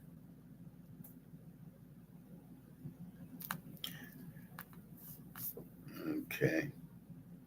We'll play that. Detroit and the Cubs. Cubs 116-8. Framber Valdez for Detroit. 4.12 ERA, and D. Peterson. I think he's the Peterson from the Mets, 7.94. I'm like, why is this an 8 ERA? An 8 total. It seems low. Valdez is 2-4 his last 6. 2, 4, 6. 5 innings, 4 runs, 6 innings, 1, 6 innings, 1, 6 innings, 4, 5 innings, 5, and a 1. So he's all over the place. Peterson.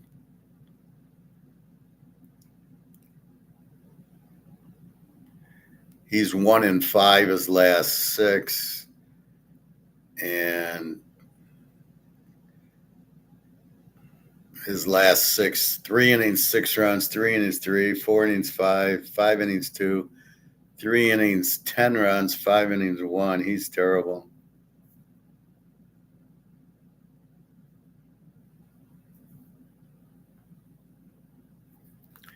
All right. Miami and Houston.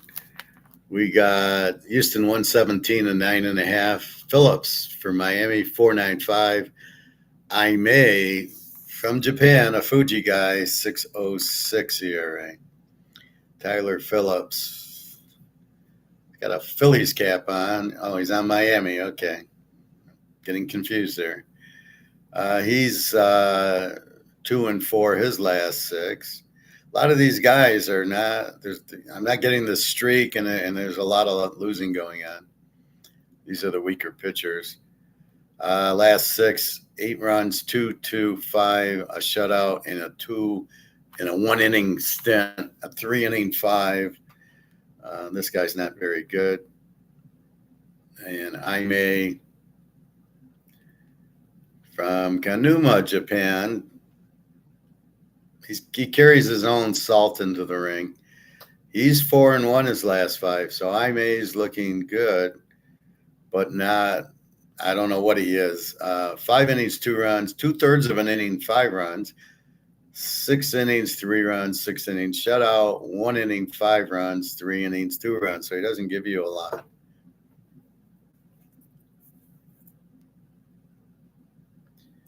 All right.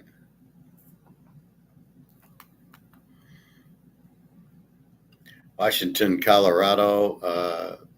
Washington minus 105 and 13. Palm Quest for Washington. There's no data. Him and Lorenzo's 628. Let's see, what do I got? This guy.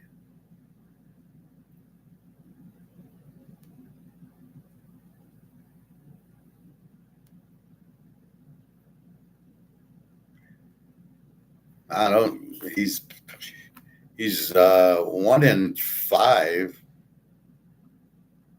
He's a bullpen guy. He's got a high ERA. Gave up 1 inning, 1 run, 4 runs, 1 run, 1 run. So he's a bullpen guy with the bad ERA against Lorenzen. So that's why it's total of 13. Probably an over, but I don't like messing with 13 totals. St. Louis in California. California won 13-9. They did beat Lehigh yesterday. Low scoring game, I believe. I had St. Louis under 8. Libertary 503, Urena 296. Libertary. Let's see. Libertary is 2-3 his last 5. Nobody's really streaking, right? We used to see that. Over-unders, guys got more overs than unders. Last 6, 4 innings, 4 runs, 1 inning, 7 runs, 5 innings, 6 runs, 5 innings, 1, 5 innings, 4.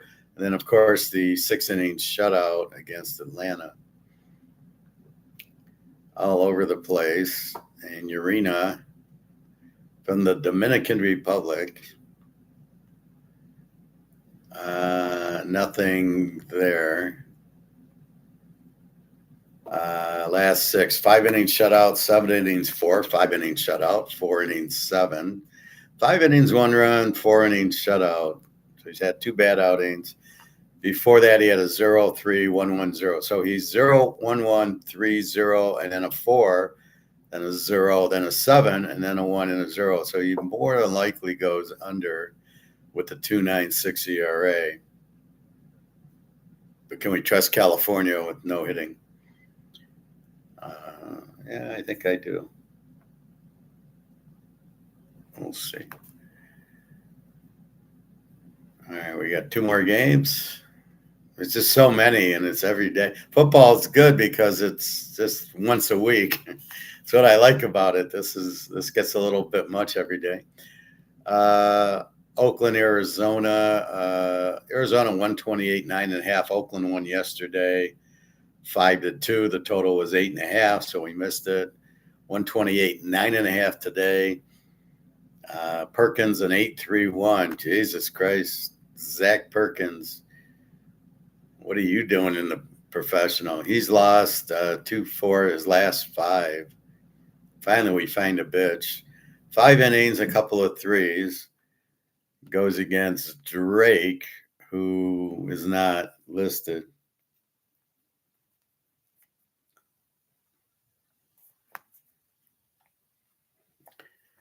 All right. So we don't know who Drake is. Probably a bullpen guy. In our last game, Cincinnati at Seattle. Seattle 115, 7.5. Burns, their ace, 256, goes against Seattle. So we know what we're doing there.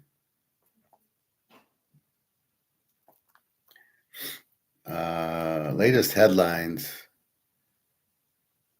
Predictions.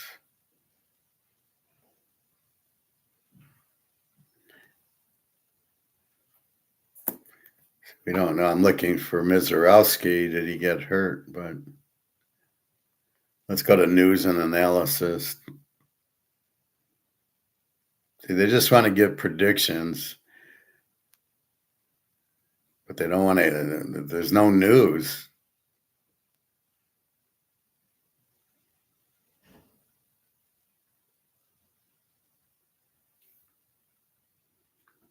So I don't know.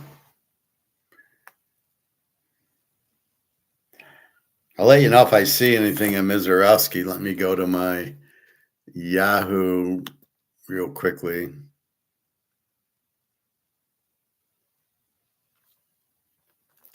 Streaks.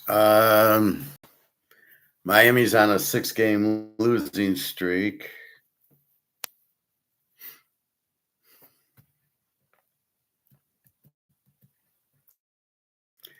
That's it in the Nationals and the American League. Boston's now on a 13-game winning streak, and Baltimore's on a 7-game winning streak. I didn't play Baltimore. I think that's all we have. Houston's on a 4-game loser. Tampa's on a 5-game loser. I thought Tampa won yesterday.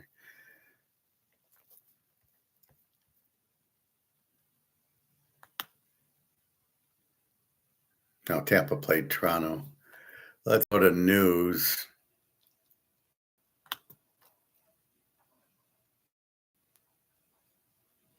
You could play Baltimore today on a 7-game winning streak.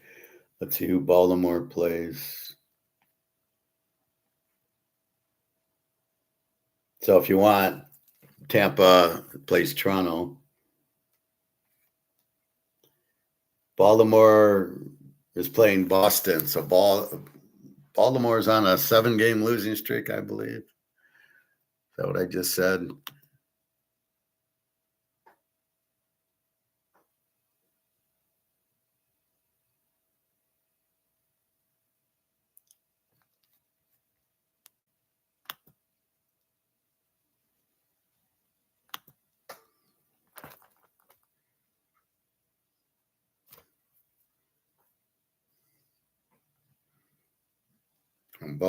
Apparently Boston's on a 14-game winning streak. Okay, Baltimore lost. Okay, so Baltimore's streak's over. That was yesterday. So we got Boston on a 14-game streak.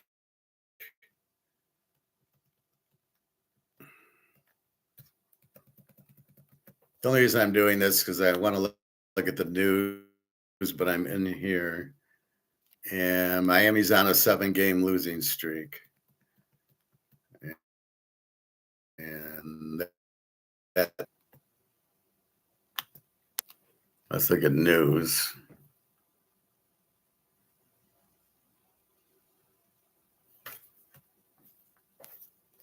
Twins All-Star Joe Ryan surrenders 6 home runs in Stark versus Guardians. Was that game fixed?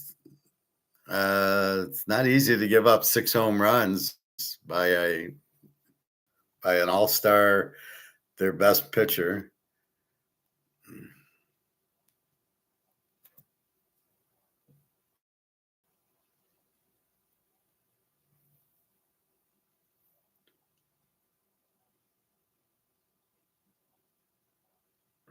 Marlins placed All-Star pitcher Max Meyer on IL due to neck strain. Well, that's shouldn't be missed too much.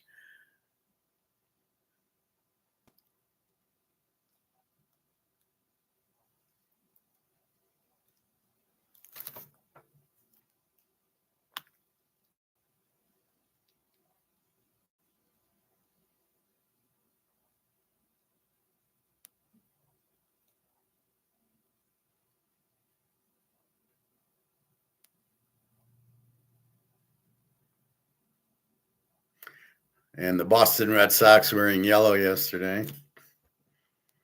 I don't see anything on Mizorowski.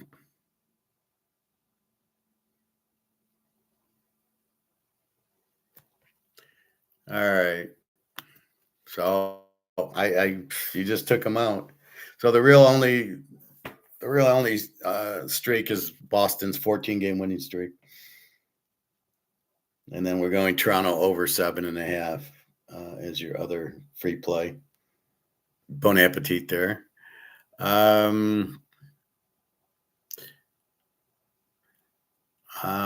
wanted to show you. So that's baseball. I played 2, 4, 6, 8, 10, 12 games. And $25 for the week if you're interested. Predicting the future with me. But I'm pretty good at it. It's all about variables. That's why you got to understand what variables are meaningful and what variables are dog doo-doo.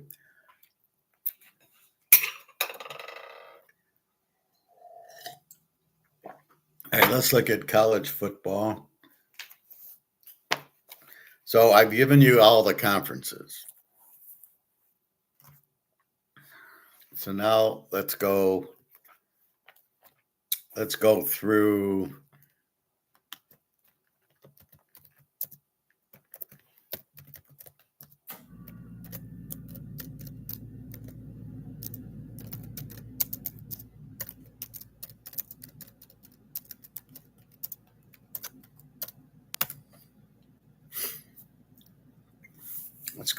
I'm going to go through the top teams and weak teams in each conference. I will be on my spreadsheet, so if you have a comment, I will be with you. This won't take long.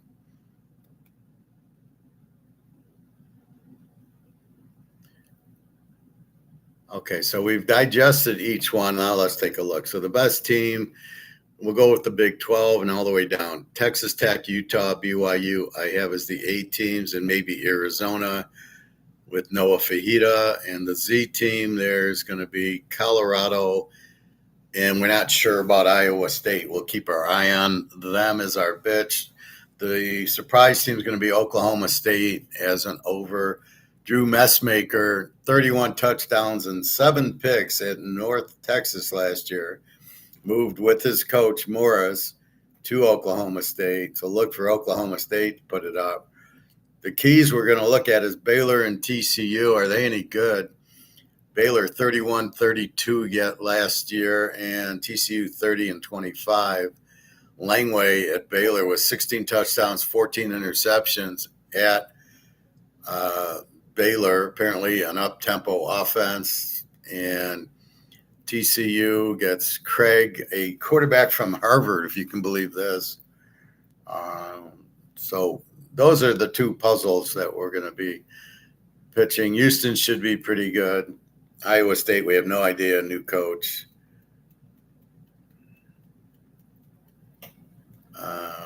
He was the head coach at Washington State, so he's not very good. Iowa State will slip a lot. Morris, the new coach, as I said, from North Texas at Oklahoma State. Utah, their defensive coordinator, took over as Whittingham went to Michigan.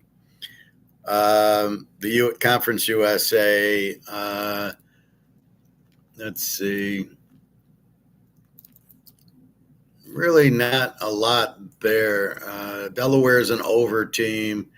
Kansas State's pretty good. Liberty and Missouri. Liberty's supposed to be the best team there. None of them are really A teams at this point. All we do know is Delaware with Nick Minucci, 22 touchdowns and 7 picks. Should be the over team. 32 defense, 30 offense. Not really a good defensive team in there. The best is 23 with Western Kentucky, and I don't like their quarterback. Offensively, there's no, again, it's a couple of teams with 29, Jacksonville State, Western Kentucky, Delaware, Florida International. The Liberty's at 25-26. Missouri State, we would have expected to be an over team, wasn't. 25-28.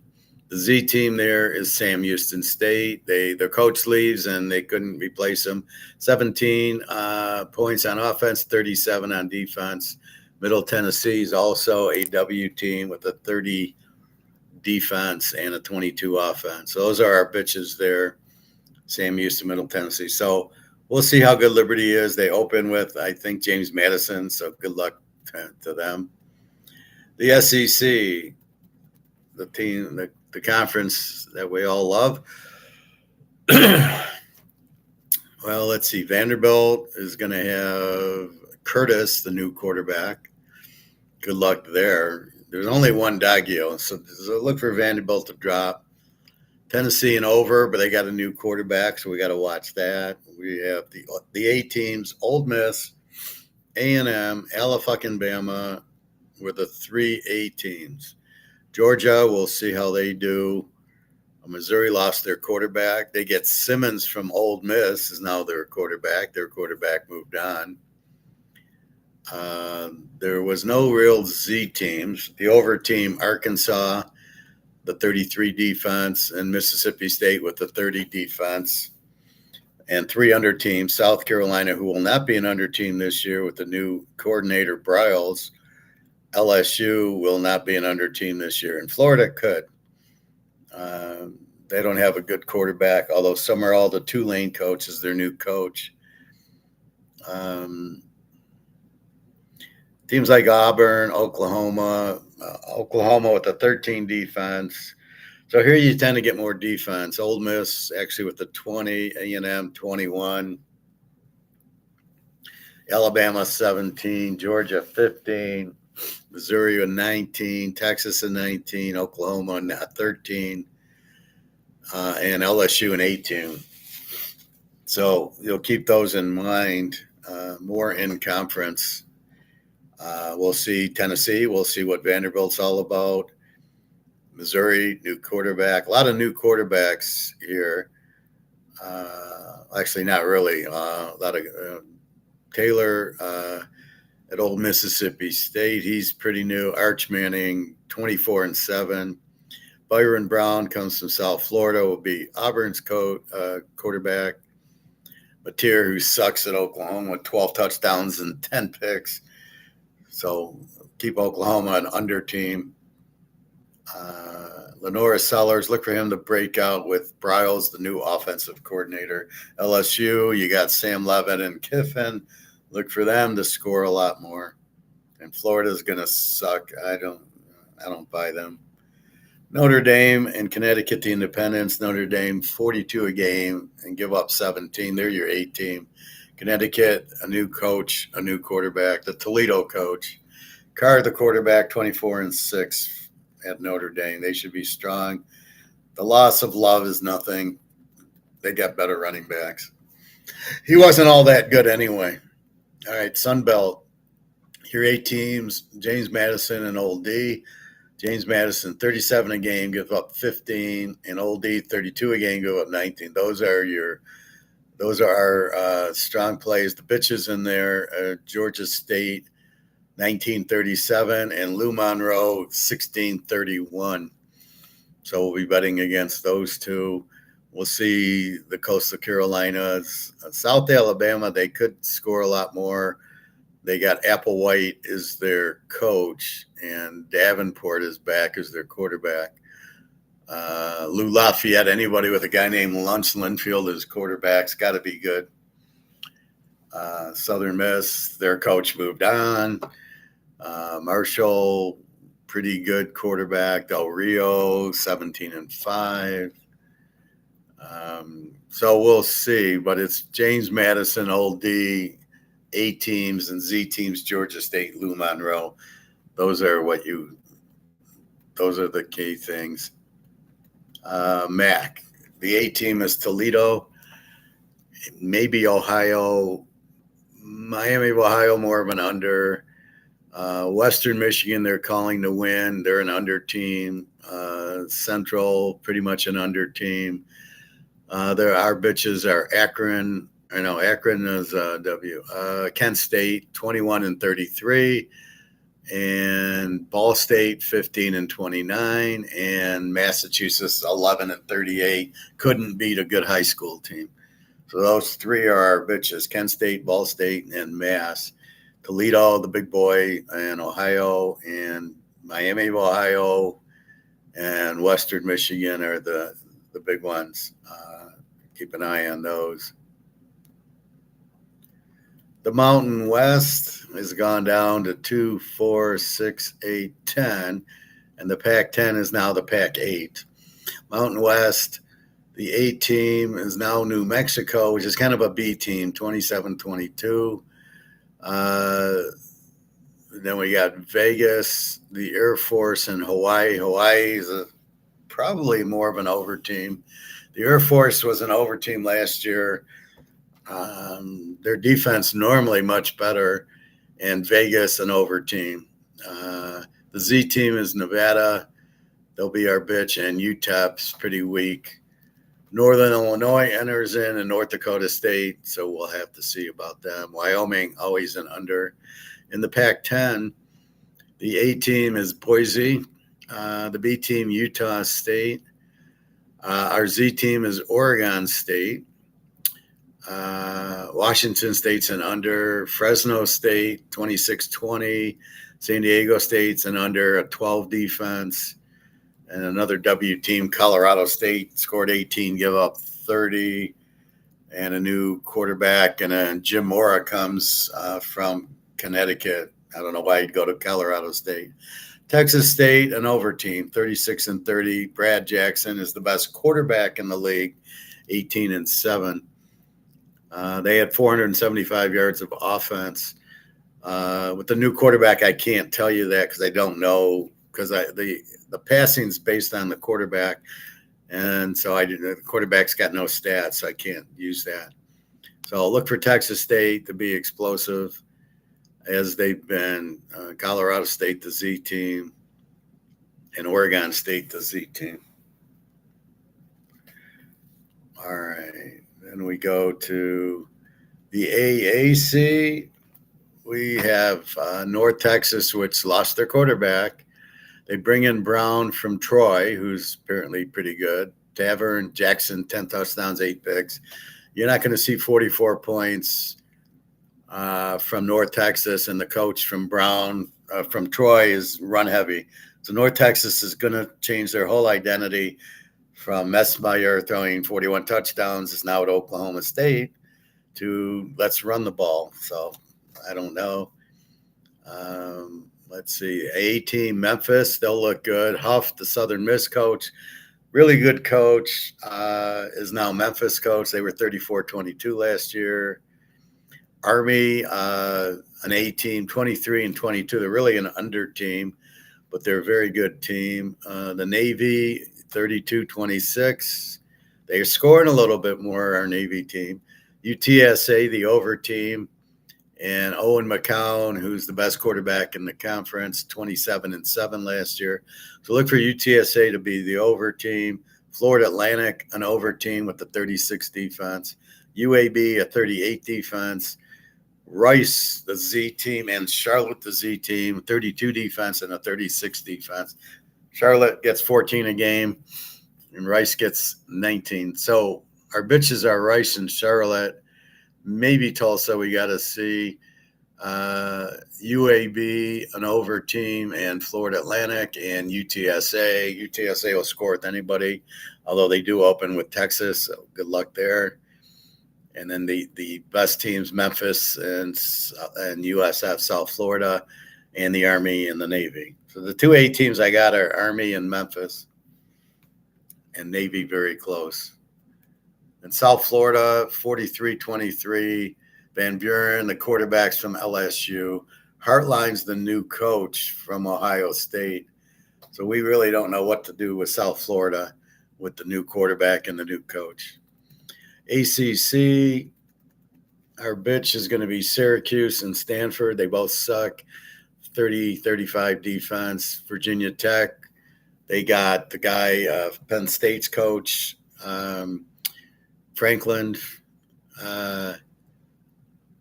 Let's see. The A team, Miami, they're the best team. They're right up there, best team in the country. Mensah, look out. Great running back. Great Tony, the receiver. You probably have the best three that you have there. Their defense Ruben Bain, they should replace. They had 34-13. So they're your A team. You don't fuck with them, especially in conference. Your B team is Pittsburgh, Virginia. They got the Missouri quarterback. They were pretty good last year. Georgia Tech lost Haynes King. Florida State, 33-22 last year. Ashton Daniels, I believe, is from Auburn or Georgia. I think he's Auburn. He's 3-2. So we don't know what Florida State is. SMU should be competitive. They're an A team. Louisville, a good B team. Clemson, I got them as an E team, 28-20. New quarterback. Vizena was 4-1 last year. No running. Wake, 26-21. They'll be fun to bet on. BC's terrible. So our bitches are BC, Syracuse, Stanford, and we're not sure about Virginia Tech. They were a W last year. We'll see. North Carolina, not much there. No offense. Although he brought in Bobby Petrino from Louisville to be the offensive coordinator because Belichick doesn't know anything about offense. And our last but not least, Big Ten, our A teams are Indiana, Oregon, Ohio State, Washington. Look for Michigan to move up into the A, and look for USC. They're going to score a lot. It's what their defense will do. So you got 3, 4, 5, 6, and let's add Penn State to that. You got 7 very strong teams. You got UCLA with the Chesney from James Madison as the coach. We know what these James Madison coaches can do. That's what Indiana's got. Indiana will be super strong. 41-10 last year. Great defense. Josh Hoover comes from TCU. 29-13. Strong. 500 yards of offense. They're not giving an inch. Oregon, I think Dante Moore is overrated. 24-6. Ohio State, they got Sayan and they got the receiver and the defense. USC's got Maya Villa back, 23-8. But their defense is in the 20s. That's what's going to hold them out. Washington, 33-19. Desmond Williams, 21-8. We'll see, but I like their coach, Fish, who was at Arizona when they won the Pac-10. Penn State, look for Campbell from Iowa State to improve them dramatically. They could be an A team very easily. Rocco back, 16-9. Big Nebraska, no. Illinois, they lost their quarterback. Keaton Hauser will be their new quarterback. Iowa, they lost their quarterback, 28. So they'll be good defensively. Rutgers, I have them as an over team, but now they got a new quarterback, so they could just be a W team, very weak. Michigan will be much better with Whittingham as the coach, although they can't go with Underwood. Underwood's terrible, 9 touchdowns, 6 picks. That's fucking ridiculous. So I'm looking for him to go to Carr, the Notre Dame Carr's brother and Lloyd Carr's grandson, is much better than Underwood. Michigan State, they bring in Fitzgerald. They got this Milovich, who was 10-3 quarterback. Last year's will be their starter. Their defense sucked, 30 defense. Fitzgerald will make that better. Maryland's terrible. Minnesota and Northwestern, I don't know. They're going to Aiden Childs from Michigan State as their quarterback, so they'll probably be an under team. Big Purdue was getting better. Ryan Brown, 9 touchdowns, 10 picks, mostly in the end zone to Notre Dame. 18-31. UCLA, they will not be an 18-38 with Chesney to be a much better team. The problem is Amila Vila as their quarterback, 13-7 last year. Hopefully they replace him, and then we can start betting UCLA.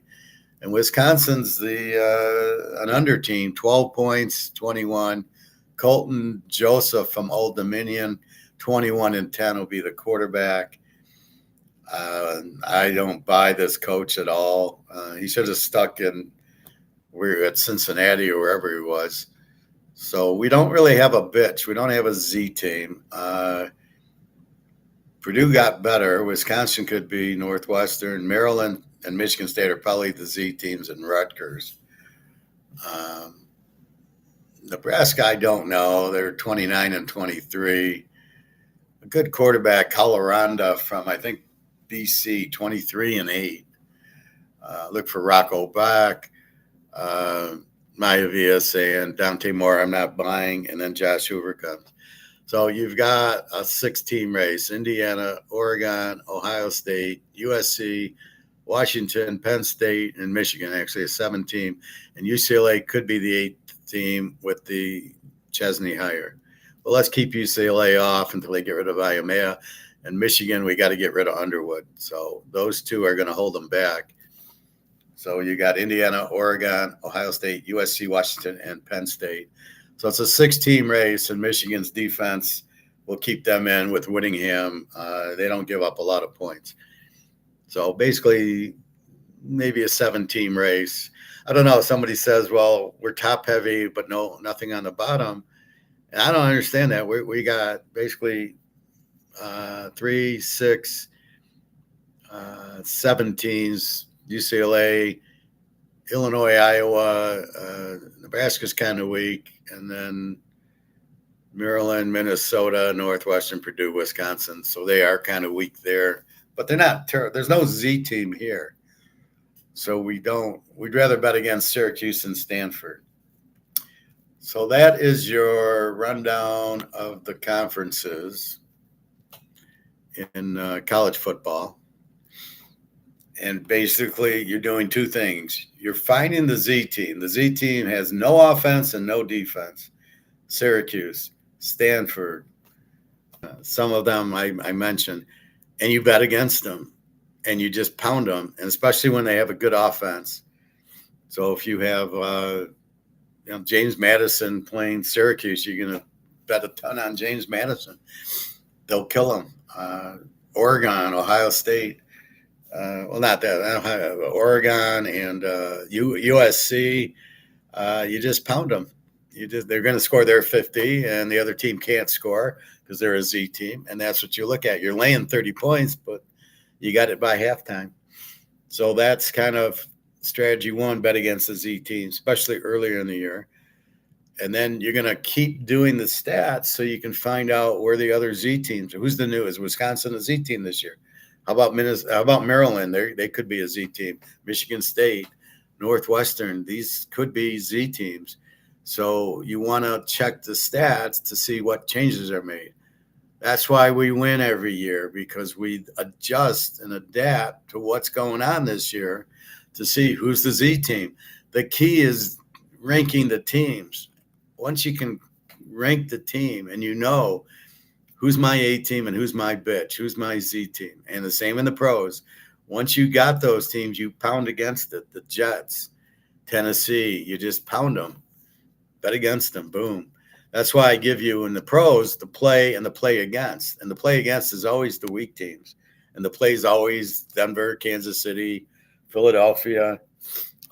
That's the point of it.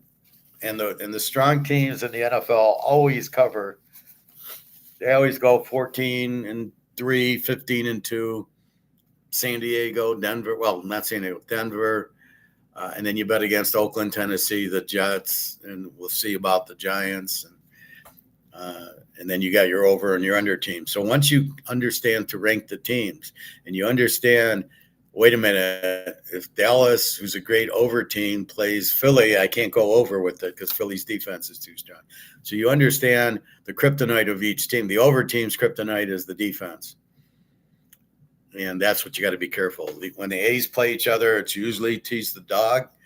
We'll have a lot of fun with that in the Big Ten and the SEC. Teams like Miami shoot up, Texas Tech. You've got to be wary of them. I didn't really catch Texas Tech pretty much. I caught them about middle of the year when they killed BYU. And then I said, the Bears, they went to Philadelphia Thanksgiving and beat them like 30-10.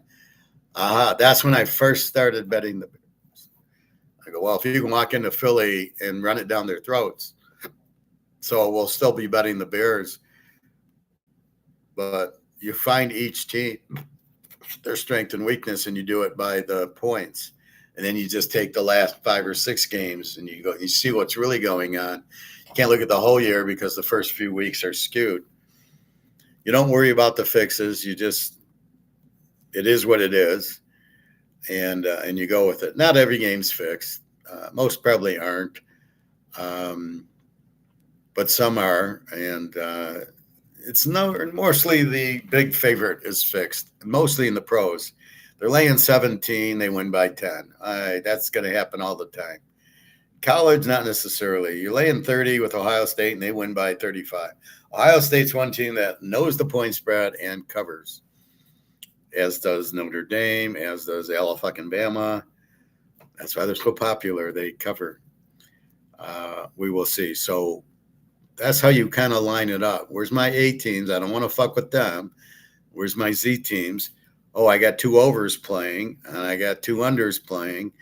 And if you know the teams, what they are, then you can bet it. When I first look at this line, I'm like, oh, my God, Illinois 28 over UAB. I don't know. How strong is Illinois? How weak's UAB? And that's when I look at them, and I'm looking, and then I'll start looking at the Z team. So our first real A versus Z game is Miami 22 over Stanford, total of 50. Miami's going to kill them. How are they going to stop Tony and Fletcher, the receiver and the running back? They're not. Ohio State couldn't. Stanford stinks. Okay, the only chance is that they have to fly to Stanford. But otherwise, Miami wants to win the title.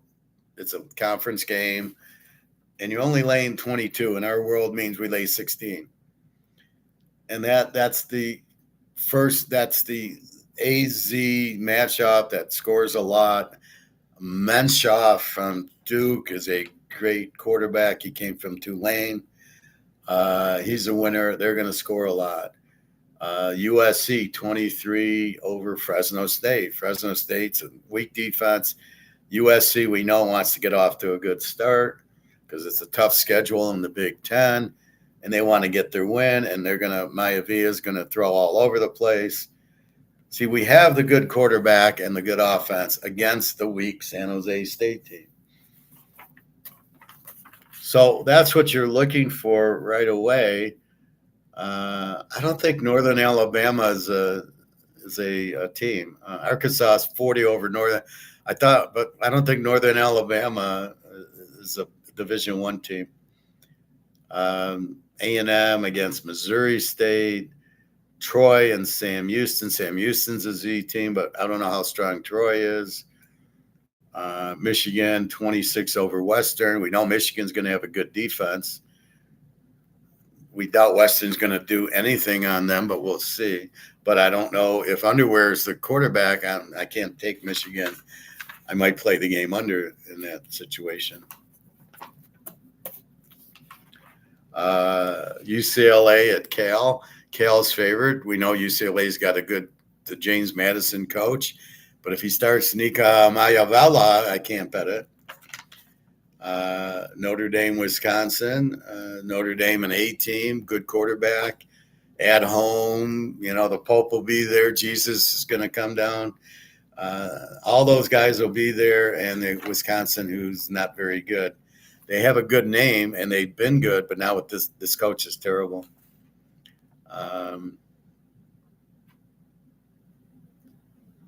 Oak State and Tulsa. Now here's the sleeper game.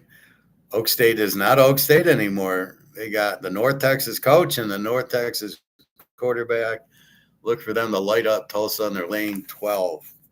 Now we got to dig into Tulsa. We got to put their numbers up. So next phase. So all I've done right now is I put the line down. Tulane at Duke and the total. Actually, I put I put the defense in it should be in the over-under line, and then I put the defensive numbers in the defense. So I'm looking for defenses that give up 30 points a game and defenses that give up 15 points a game. Miami, Oklahoma, very strong defensive teams.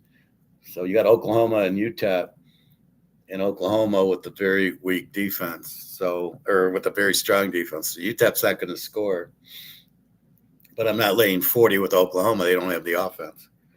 So then it becomes maybe an under game. But the total is 50.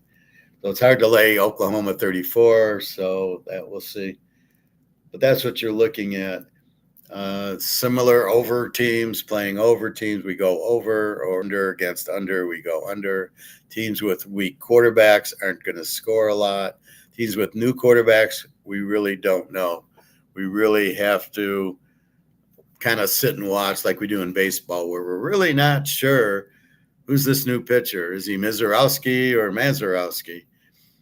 And so we have to see. Anyway, you can see how Mizorowski was our lock yesterday, and he won. I don't know why he only pitched 60 pitches, but he probably has a tweak, and so they pulled him out for that, but they still won, so that's all we care about. But that's what you're looking for. We never heard of Mizorowski before this year. Skanes we heard of, but Mizorowski, and all of a sudden, who's this guy throwing 103 miles an hour, and he's winning every game? So that's what you're looking for. The new quarterbacks, you have to be patient and see who you got. You got Joe Montana or Bill Montana. You got Tom Brady or Fred Brady. Who is this quarterback? And you're going to have some really good ones, and then you're going to have like Underwear on Michigan, who sucks. And he was the number one quarterback. Yeah, against high school talent. And he ran a lot. You don't do that against Ohio State and Oregon and Washington, you don't just run all over him.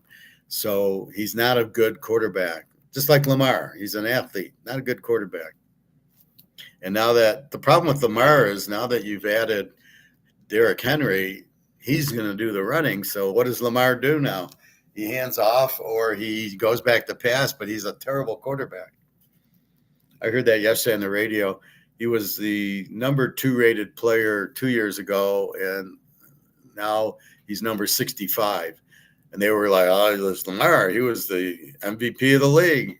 He was never an MVP in the league.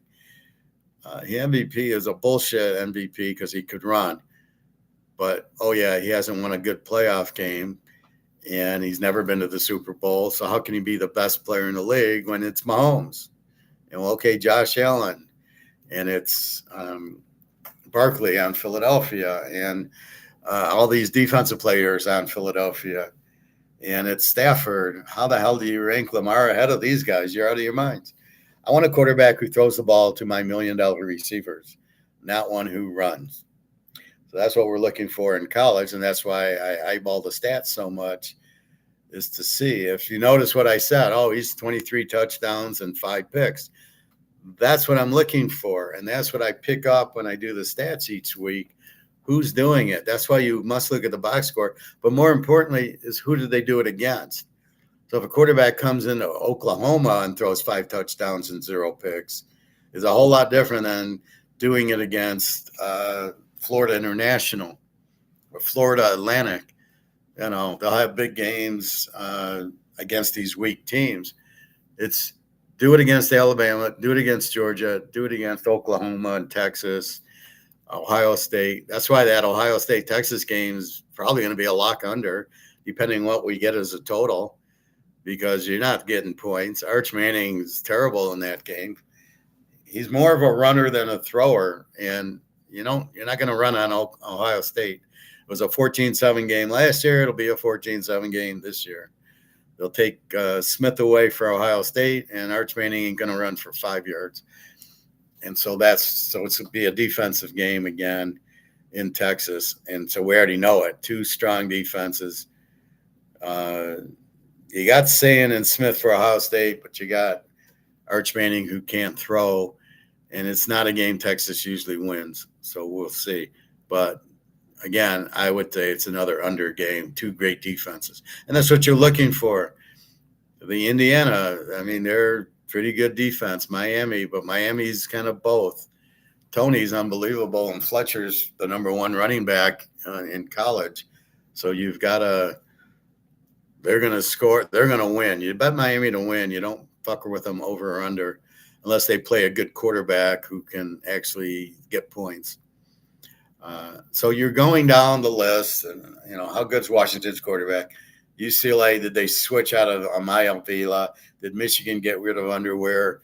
These are the keys, and you're watching for that. And when you watch the box score and you see the other quarterbacks in, then we start betting. We won a fortune on Utah betting Cam Rising because he didn't start at first. He was a 3rd stringer. And all of a sudden and then the guys get hurt, and here comes Cam Rising, 400 yards a game, 4 touchdowns, no picks every game. We notice it. We start betting them over. We had the same thing with the Miami quarterback, whose name escapes me right now, but he'd score 40 points a game. He was on the bench. So when you watch the box score and you're thinking it's an under, and all of a sudden you get 45 points, and it's a new quarterback, and he throws 4 touchdowns and 0 picks, there's your bitch. We're betting this team under. And Vegas with the AI is looking at the stats, doesn't pick up on it. They still had Miami as like a 42 total. And Tyler Van Dyke, that was his name, and he'd throw for 5 touchdowns. He'd get you over in the first half. But AI couldn't fix it, or Vegas. They kept it at 42, 43. And the same thing with Georgia. We'd bet it under. And the unders were 52, 53. And it's like, this is Georgia's defense that didn't give up. They gave up 7 a game, and they'd win the games 35-0 every week. And your totals were 50. It was a joke.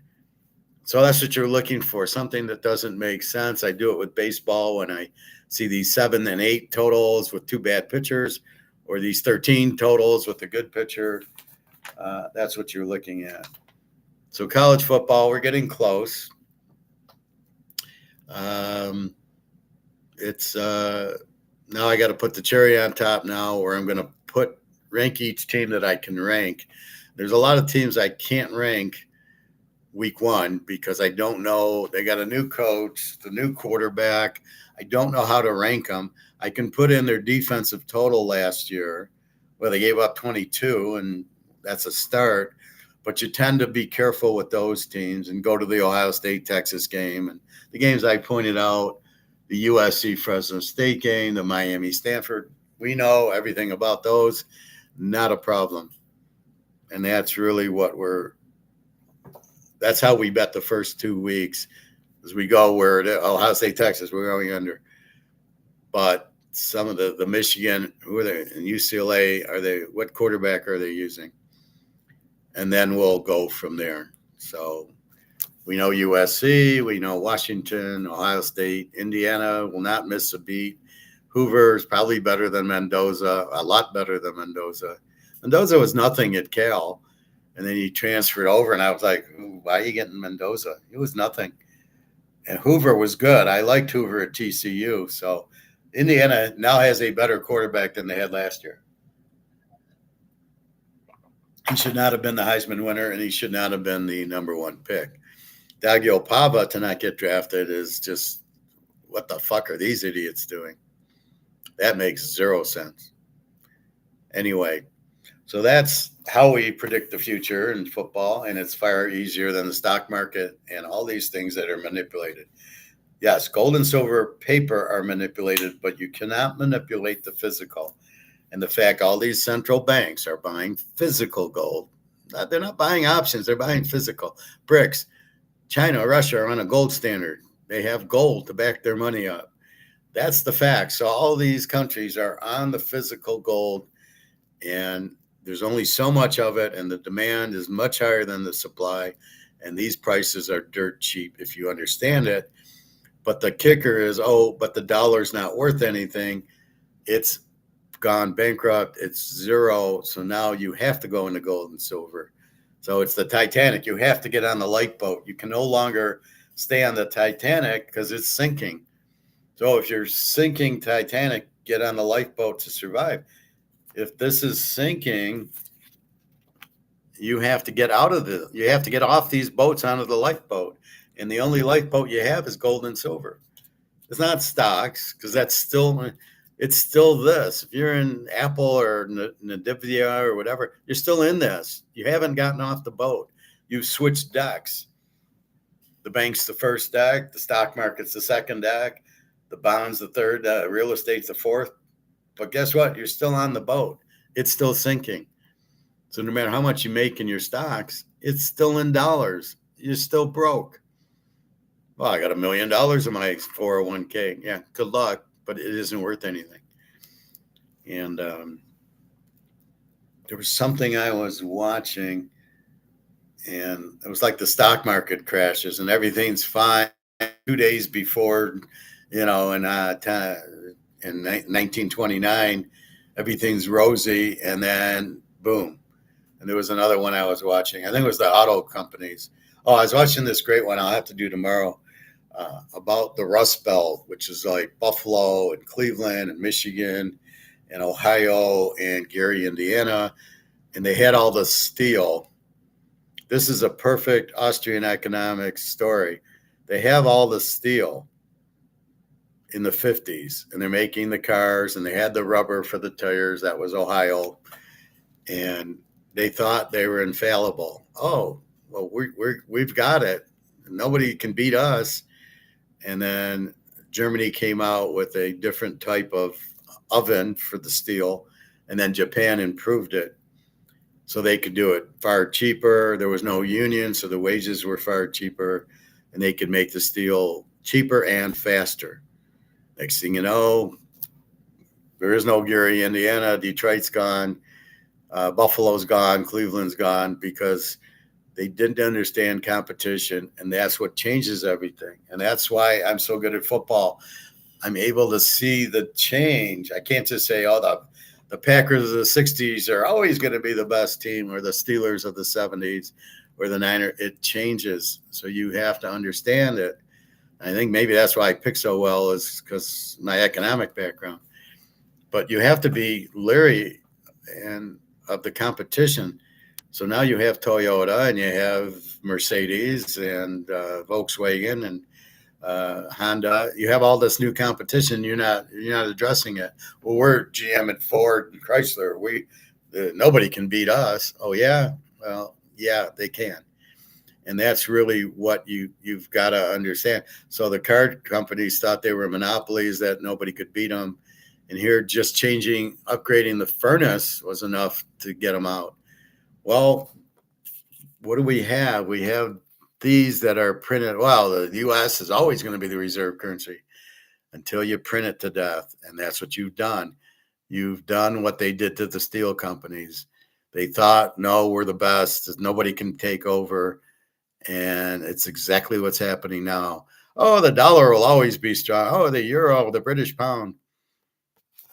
Until gold comes back in the picture and BRICS says, hey, we can do gold. So BRICS is Japan and Germany with the autos are doing it with money. The dollar cannot compete with gold. No way, no how, ain't going to happen, because you got $1 trillion or so tons of of dollars printed. You have, trillions of them, 100 trillion. And same thing with euro, because they got to keep printing because they keep going into debt, and they got to keep printing to pay off things. And eventually it comes back to bite them. And we're at that stage where the snake's about to bite. And don't say it can't happen. That's what they said with the steel. And oh yeah, U.S. steel is now bought by Japan. There is no U.S. steel. There is no car companies. Ford and GM are in big trouble. And to come out with an electric car is not your answer. So basically that's what you have. You had Detroit and Cleveland and Buffalo, where these huge cities are now wiped out. Detroit had all these people living in it. Now everybody's in the suburbs doing something else. So that's what you have. And you got to be careful. You got to think and understand what can hurt the monopoly. Well, steel, it's always going to be there. Yeah. And I'm sure the horse and buggy carriages thought, wow, we'll always be here. And then here comes the cars. And, that'll always be there. But now here comes Japan and Germany making better cars. And now China's making better cars, pushing Germany because they're electric cars and they're cheaper. And what happens is, as you become more successful, the wages rise, keeping their wages down. And the government subsidies because they got all the gold. And so you got to be very careful. And, look at Indiana. All of a sudden, they're the best team. And Ohio State's sitting there, oh, we're the best. And Alabama, and look how Alabama's falling as soon as they lose the coach. So you've got to be very careful.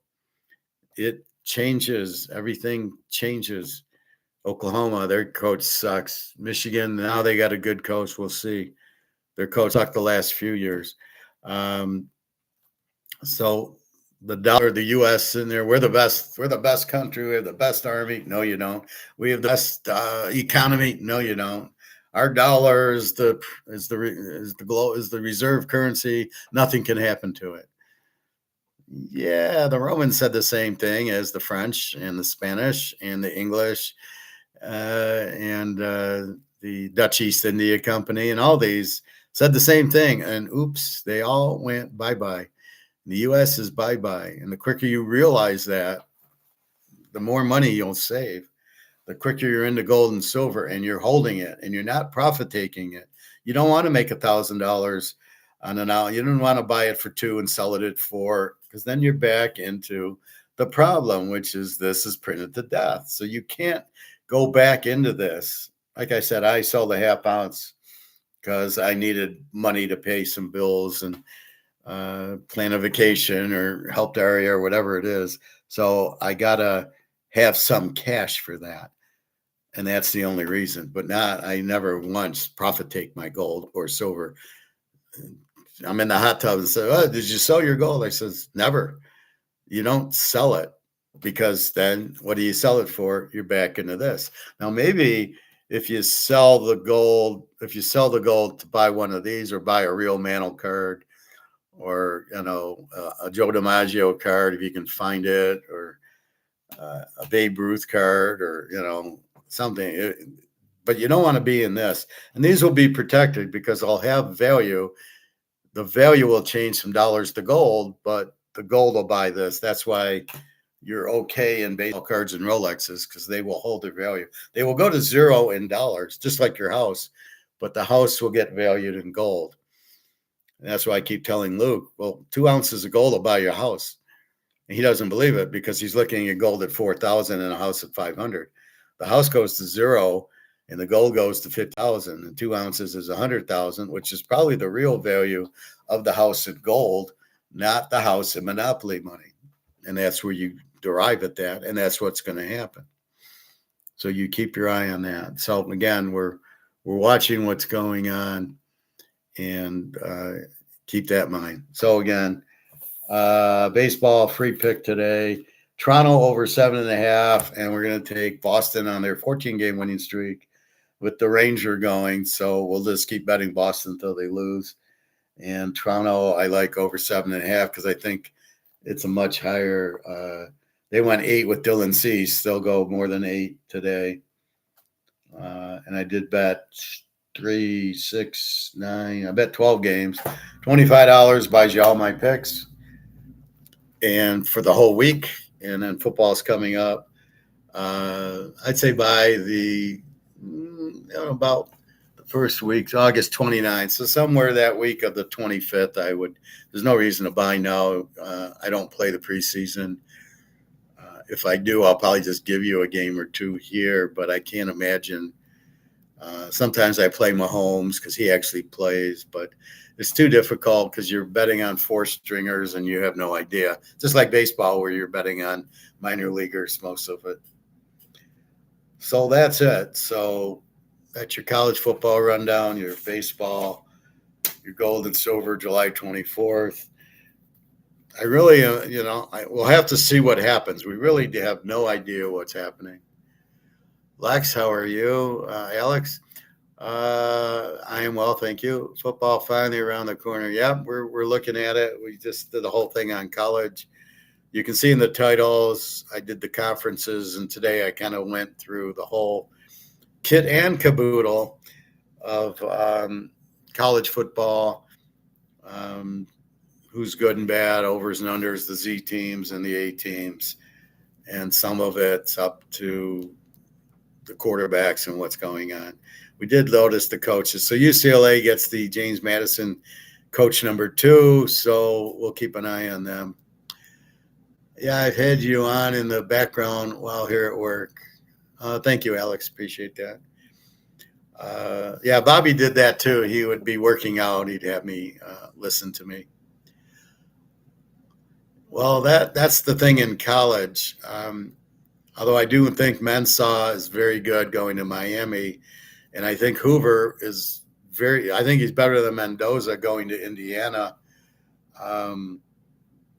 A lot of them will have to see because they got to fit the system.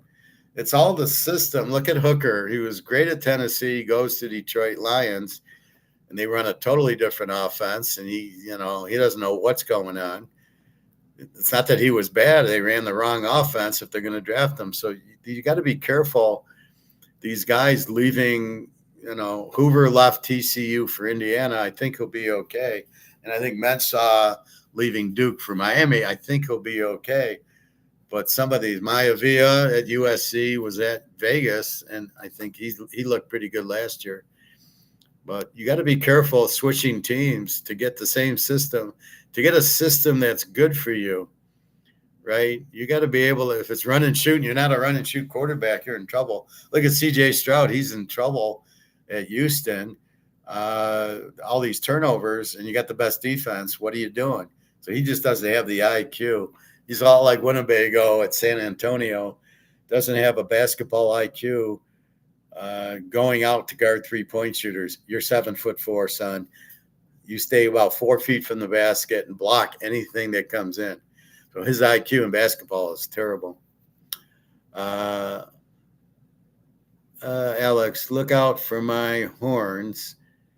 Lots of additions and Manning more experience. Expectations for him are obviously extremely exaggerated. Well, we'll see week 2 when they play Ohio State. I still think I'll bet that game under like I did last year. Last year was a lock, 14-7. This year, it's going to be a lock under 2. Texas has a very good defense, and they took, Williams away from Ohio State, the receiver. Bo Jackson's going to run a lot. But Arch Manning's not all that. He wants to run. And again, he looked good against Michigan. Michigan, the whole team didn't play. Me and you could have looked good in that game. So we'll see what he does. So we'll base it on Ohio State. Can he light them up for 4 touchdowns and no picks? No way. It's going to be a low-scoring game. And that's really Arch Manning, not when they play Baylor and TCU or whoever the hell he plays, Florida and Mississippi State, right? And then you look at him in the Oklahoma game. And that's really the Ohio State and the Oklahoma game tells you everything you need about Arch Manning, because those are the best defenses he's going to see, and maybe Georgia. I think Manning got progressively better in the year. Jury's still out, but I'm hopeful. Well, he got a little bit better, but again, he started to run more. And again, he didn't show up against Ohio State, and he did okay against Oklahoma. And then against A&M, he didn't show up. And did they make the playoffs? I don't recall if they made the playoffs last year. Well, let me see, Texas.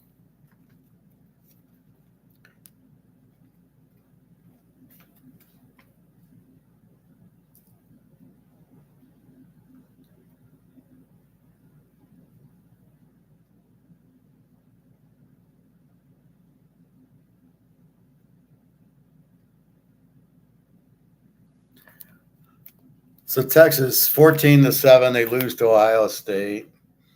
Even against San Jose State, they only scored 38. He loses to Florida, which was unbelievable, 29-21. 23-6 Oklahoma, 16-13 to Kentucky. Then against Old Mississippi State, who had a weak defense, 45. Vanderbilt, 34. Georgia, 10. They lose 35-10. He beats Arkansas, who had a terrible defense. And then A&M, 27-17. And then you can't count so he didn't even make the playoffs, and you can't count the Michigan game because Michigan, none of their players played. So in the big games, they get 7 on Ohio State, 23 on Oklahoma, and 10 on Georgia, and then 27 on A&M.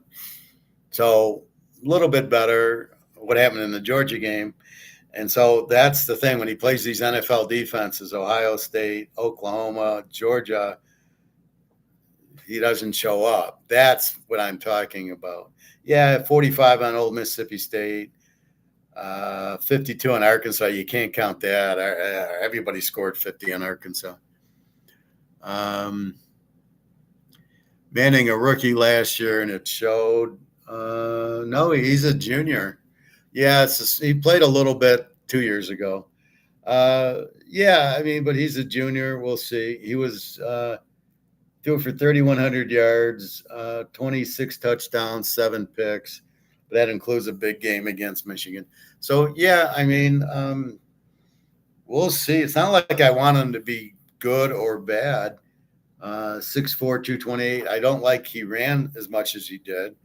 But what I look at is the big games. So this year, I just closed it. So this year, okay, they got Ohio State at Tennessee, then they got Oklahoma, and then Florida again, Ole Miss, at Missouri, at LSU, and at A&M. So I don't think maybe he wins half of those. I don't think you could beat Ohio State. You should be able to beat Tennessee. Oklahoma will be tough because they don't have a quarterback. Florida's a revenge game. Ole Miss, good luck. LSU with Lane Kiffin and A&M. So he's got a hard schedule. So yeah, if they go, if he shows it against those teams, he doesn't have a Georgia, then yeah, I'll say certainly. But I don't know. We'll see what he is. Right now, he's average. He's not the number one. He's not the Heisman. That's bullshit. He's not the number one draft pick. I'll take the kid out of Miami, Menshaw. Well, yeah, this is a tough schedule, and he doesn't have Georgia. But yeah, LSU's now good, and Ohio. Why are they playing Ohio State? What are they? They don't have enough shit on their schedule with Oklahoma, and I don't believe they have an Alabama. So yeah, it's a tough. It's the SEC, so that's another thing we'll have to see. So yeah, when he gets done with it, you can pick him up in the draft, and he's played some good competition, but he wants to run too much. We need a quarterback. We need Joe Montana. We need Tom Brady. We need Stafford. That's who we want. We don't want Lamar and Jalen Hurts and those guys who basically can't throw the ball 10 yards but can run. That's not a quarterback. So anyway, I tell Lamar should have been a wide receiver like a Hines Ward. He's got the speed. Nobody can cover him. I don't know if he can catch, but he can't throw. And that's it. So yeah, tough schedule. And we'll see. They open with Texas Tech or Texas State, which is an explosive team, but they won't do much against Texas. Texas has a good defense.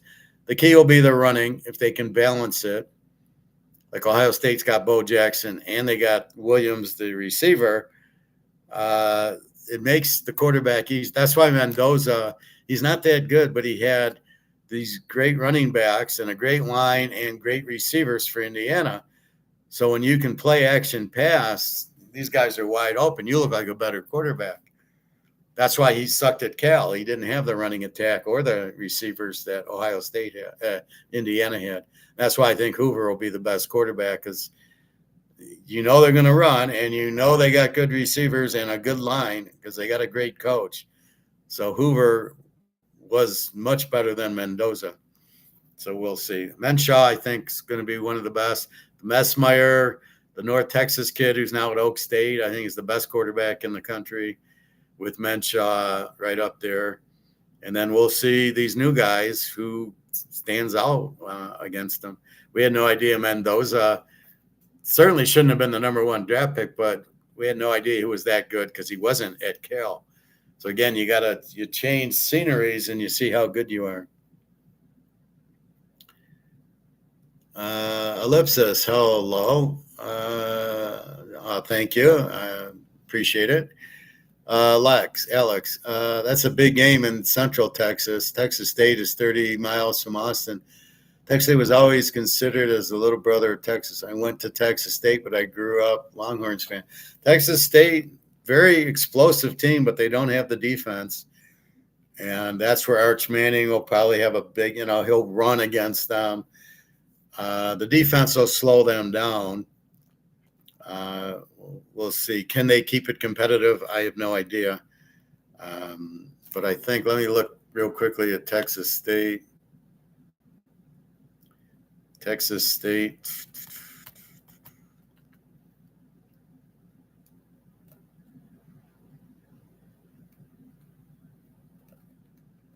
I mean, now you got to find what conference they're in. How do you like the Pac-8 now? Oh, that's where they are. Texas State is in the Pac-12, Pac-8, whatever you want to call them. They scored 36 a game, give up 30. Brad Jackson, who's a very good quarterback, 18-7. They had 475 on offense, so the defense gave up 30. Yeah, but Brad Jackson, he might be better than Arch Manning. He's a very good quarterback. So I think they will score a little on Texas. Usually what happens in these games is Texas or the Alabama or the Georgia put the pressure on the quarterback and he can't do anything. So even though they got a great offense, they don't have time to throw the ball because their offensive lines aren't that strong to handle a Texas, an Oklahoma, an Alabama, and a Georgia. That's why they don't put up 30 points because you're thinking, you would always think, oh, Western Kentucky's playing Alabama. Western Kentucky they score 40 a game. Yeah, they don't have time to throw the ball. So that's what usually happens. But yeah, I mean, Texas, they're having trouble winning the big ones. They did beat Oklahoma, but they lost to Ohio State. And then how do you lose to Florida, who sucked? DJ Langway's terrible. He goes to Baylor this year. And what happened to Baylor and TCU? They're not like they've been. They're not scoring. Those would always be 40-point offenses, and you'd bet the game's over, and you'd win all the overs. And now it's like, who are they? Well, I know TCU lost their coach. He came back as a defensive coordinator somewhere, Goldstein or whatever his name was. And Baylor, I don't know. But Briles, here's the key. Briles, the son of the offensive coordinator from Baylor, is now the South Carolina offensive coordinator. And you got Lenora Sellers, who is he a Lamar, or can he actually play quarterback? You're going to see a lot of points out of South Carolina. Maybe. I mean, if all of a sudden Sellers will look good, but it's because of the offensive coordinator. That's like Jared Goff. He had one of these run and shoot coordinators at Cal, and he put up all these yards. But then when he gets in the NFL, he sucks. So that's what you got. So you got to be careful, the coordinators and who you go. Again, the James Madison coordinator is at Memphis, or the head coach is at Memphis. No, the Marshall Southern Miss, the real good coach, is at Memphis. Florida got the Tulane coach. James Madison's coach is at UCLA. So keep an eye on those.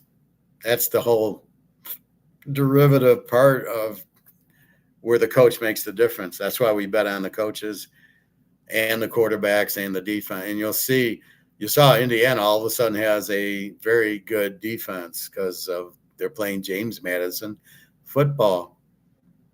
And look for Michigan with Whittingham to have a strong defense, as well as BYU always has a strong one. Texas Tech, did they get the players like they got last year? They got to replace Bailey and all their stud defensive players, which you couldn't move on them. And that's what we'll see. The quarterback, I don't mind. The guy who was the backup last year is because he'd be the starter. He's fine. I don't see a problem. He's better than the guy from Cincinnati, Sorsby, who wants to bet on himself. What a fucking idiot that is. So we will see. But anyway, that's what we got. So again, your baseball free pick. Take Toronto over 7.5 against Tampa, and take Boston to win 15 in a row with the Ranger on the mound, Ranger Suarez. I got him confused with the Philadelphia Suarez.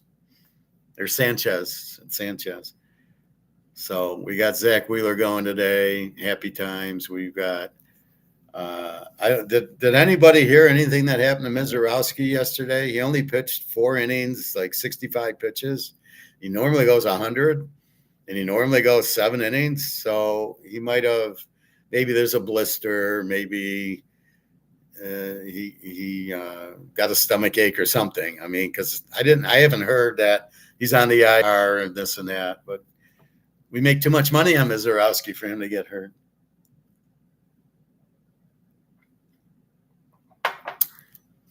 All right, anything else? Again, you're in the gold and silver because there's high demand and they can't make any of it. You can't print it. It's got to come out of the ground.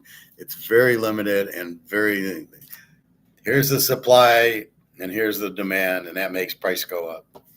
And they're holding it down, but that's about ending. And we believe Friday, China will have a physical gold market, gold price coming out of Shanghai, and if you got a physical with the demand of gold now and all the central banks buying it, the dollar going out. So right now the U.S. keeps it down, but it's a world. It's gold. Is the whole world buys gold? It's not just a U.S. thing where maybe the stock market, but even the world buys the U.S. stock market. But when they start pulling their money out of the U.S. stock market, and the U.S. just keeps printing money until one day it's going to be zero, like I was telling you about the steel companies that did this one type of steel of creating this steel, burning it, I think, and then Japan made this hydrogen type of thing with the blowtorch, right? And all of a sudden it could be cut in 1/10 the time and do 10 times the amount. And next thing you know, U.S. Steel is gone and Nippon Steel is the leader in the clubhouse. So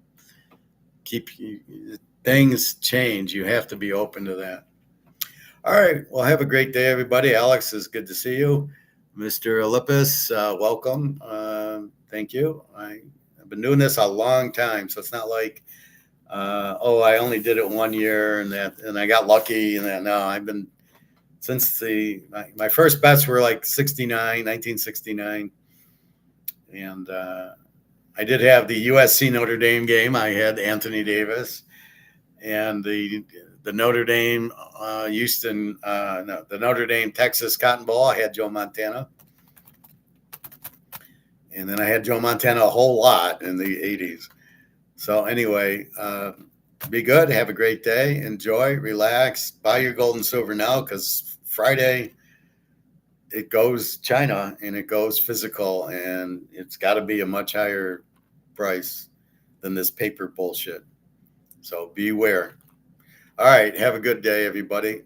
I'm going to have some lunch, go to my pool, check out my glasses. And we'll see. My phone did get fixed.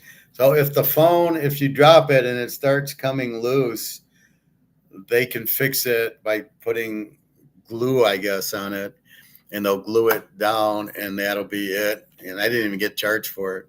So it took her 20 minutes to glue it and let the glue dry. And now it's fine. I can sit there and it won't fall. So there's always fixes. So have a good day, everybody. www.teaserking.com. All the football, the prices are up there. I wouldn't buy it till like late August, first week, August 29th. And I would do that. I got to rate my teams now. I pretty much know A to Z, or I can't really label them because there's a new coach and a new quarterback, and we're going to see. But the teams I can rank, I did. So I got to put them up here and put the over-unders in. And then it's much easier to pick when you're looking for Z teams. All right. Have a good day. Take care. Thanks a lot. See you.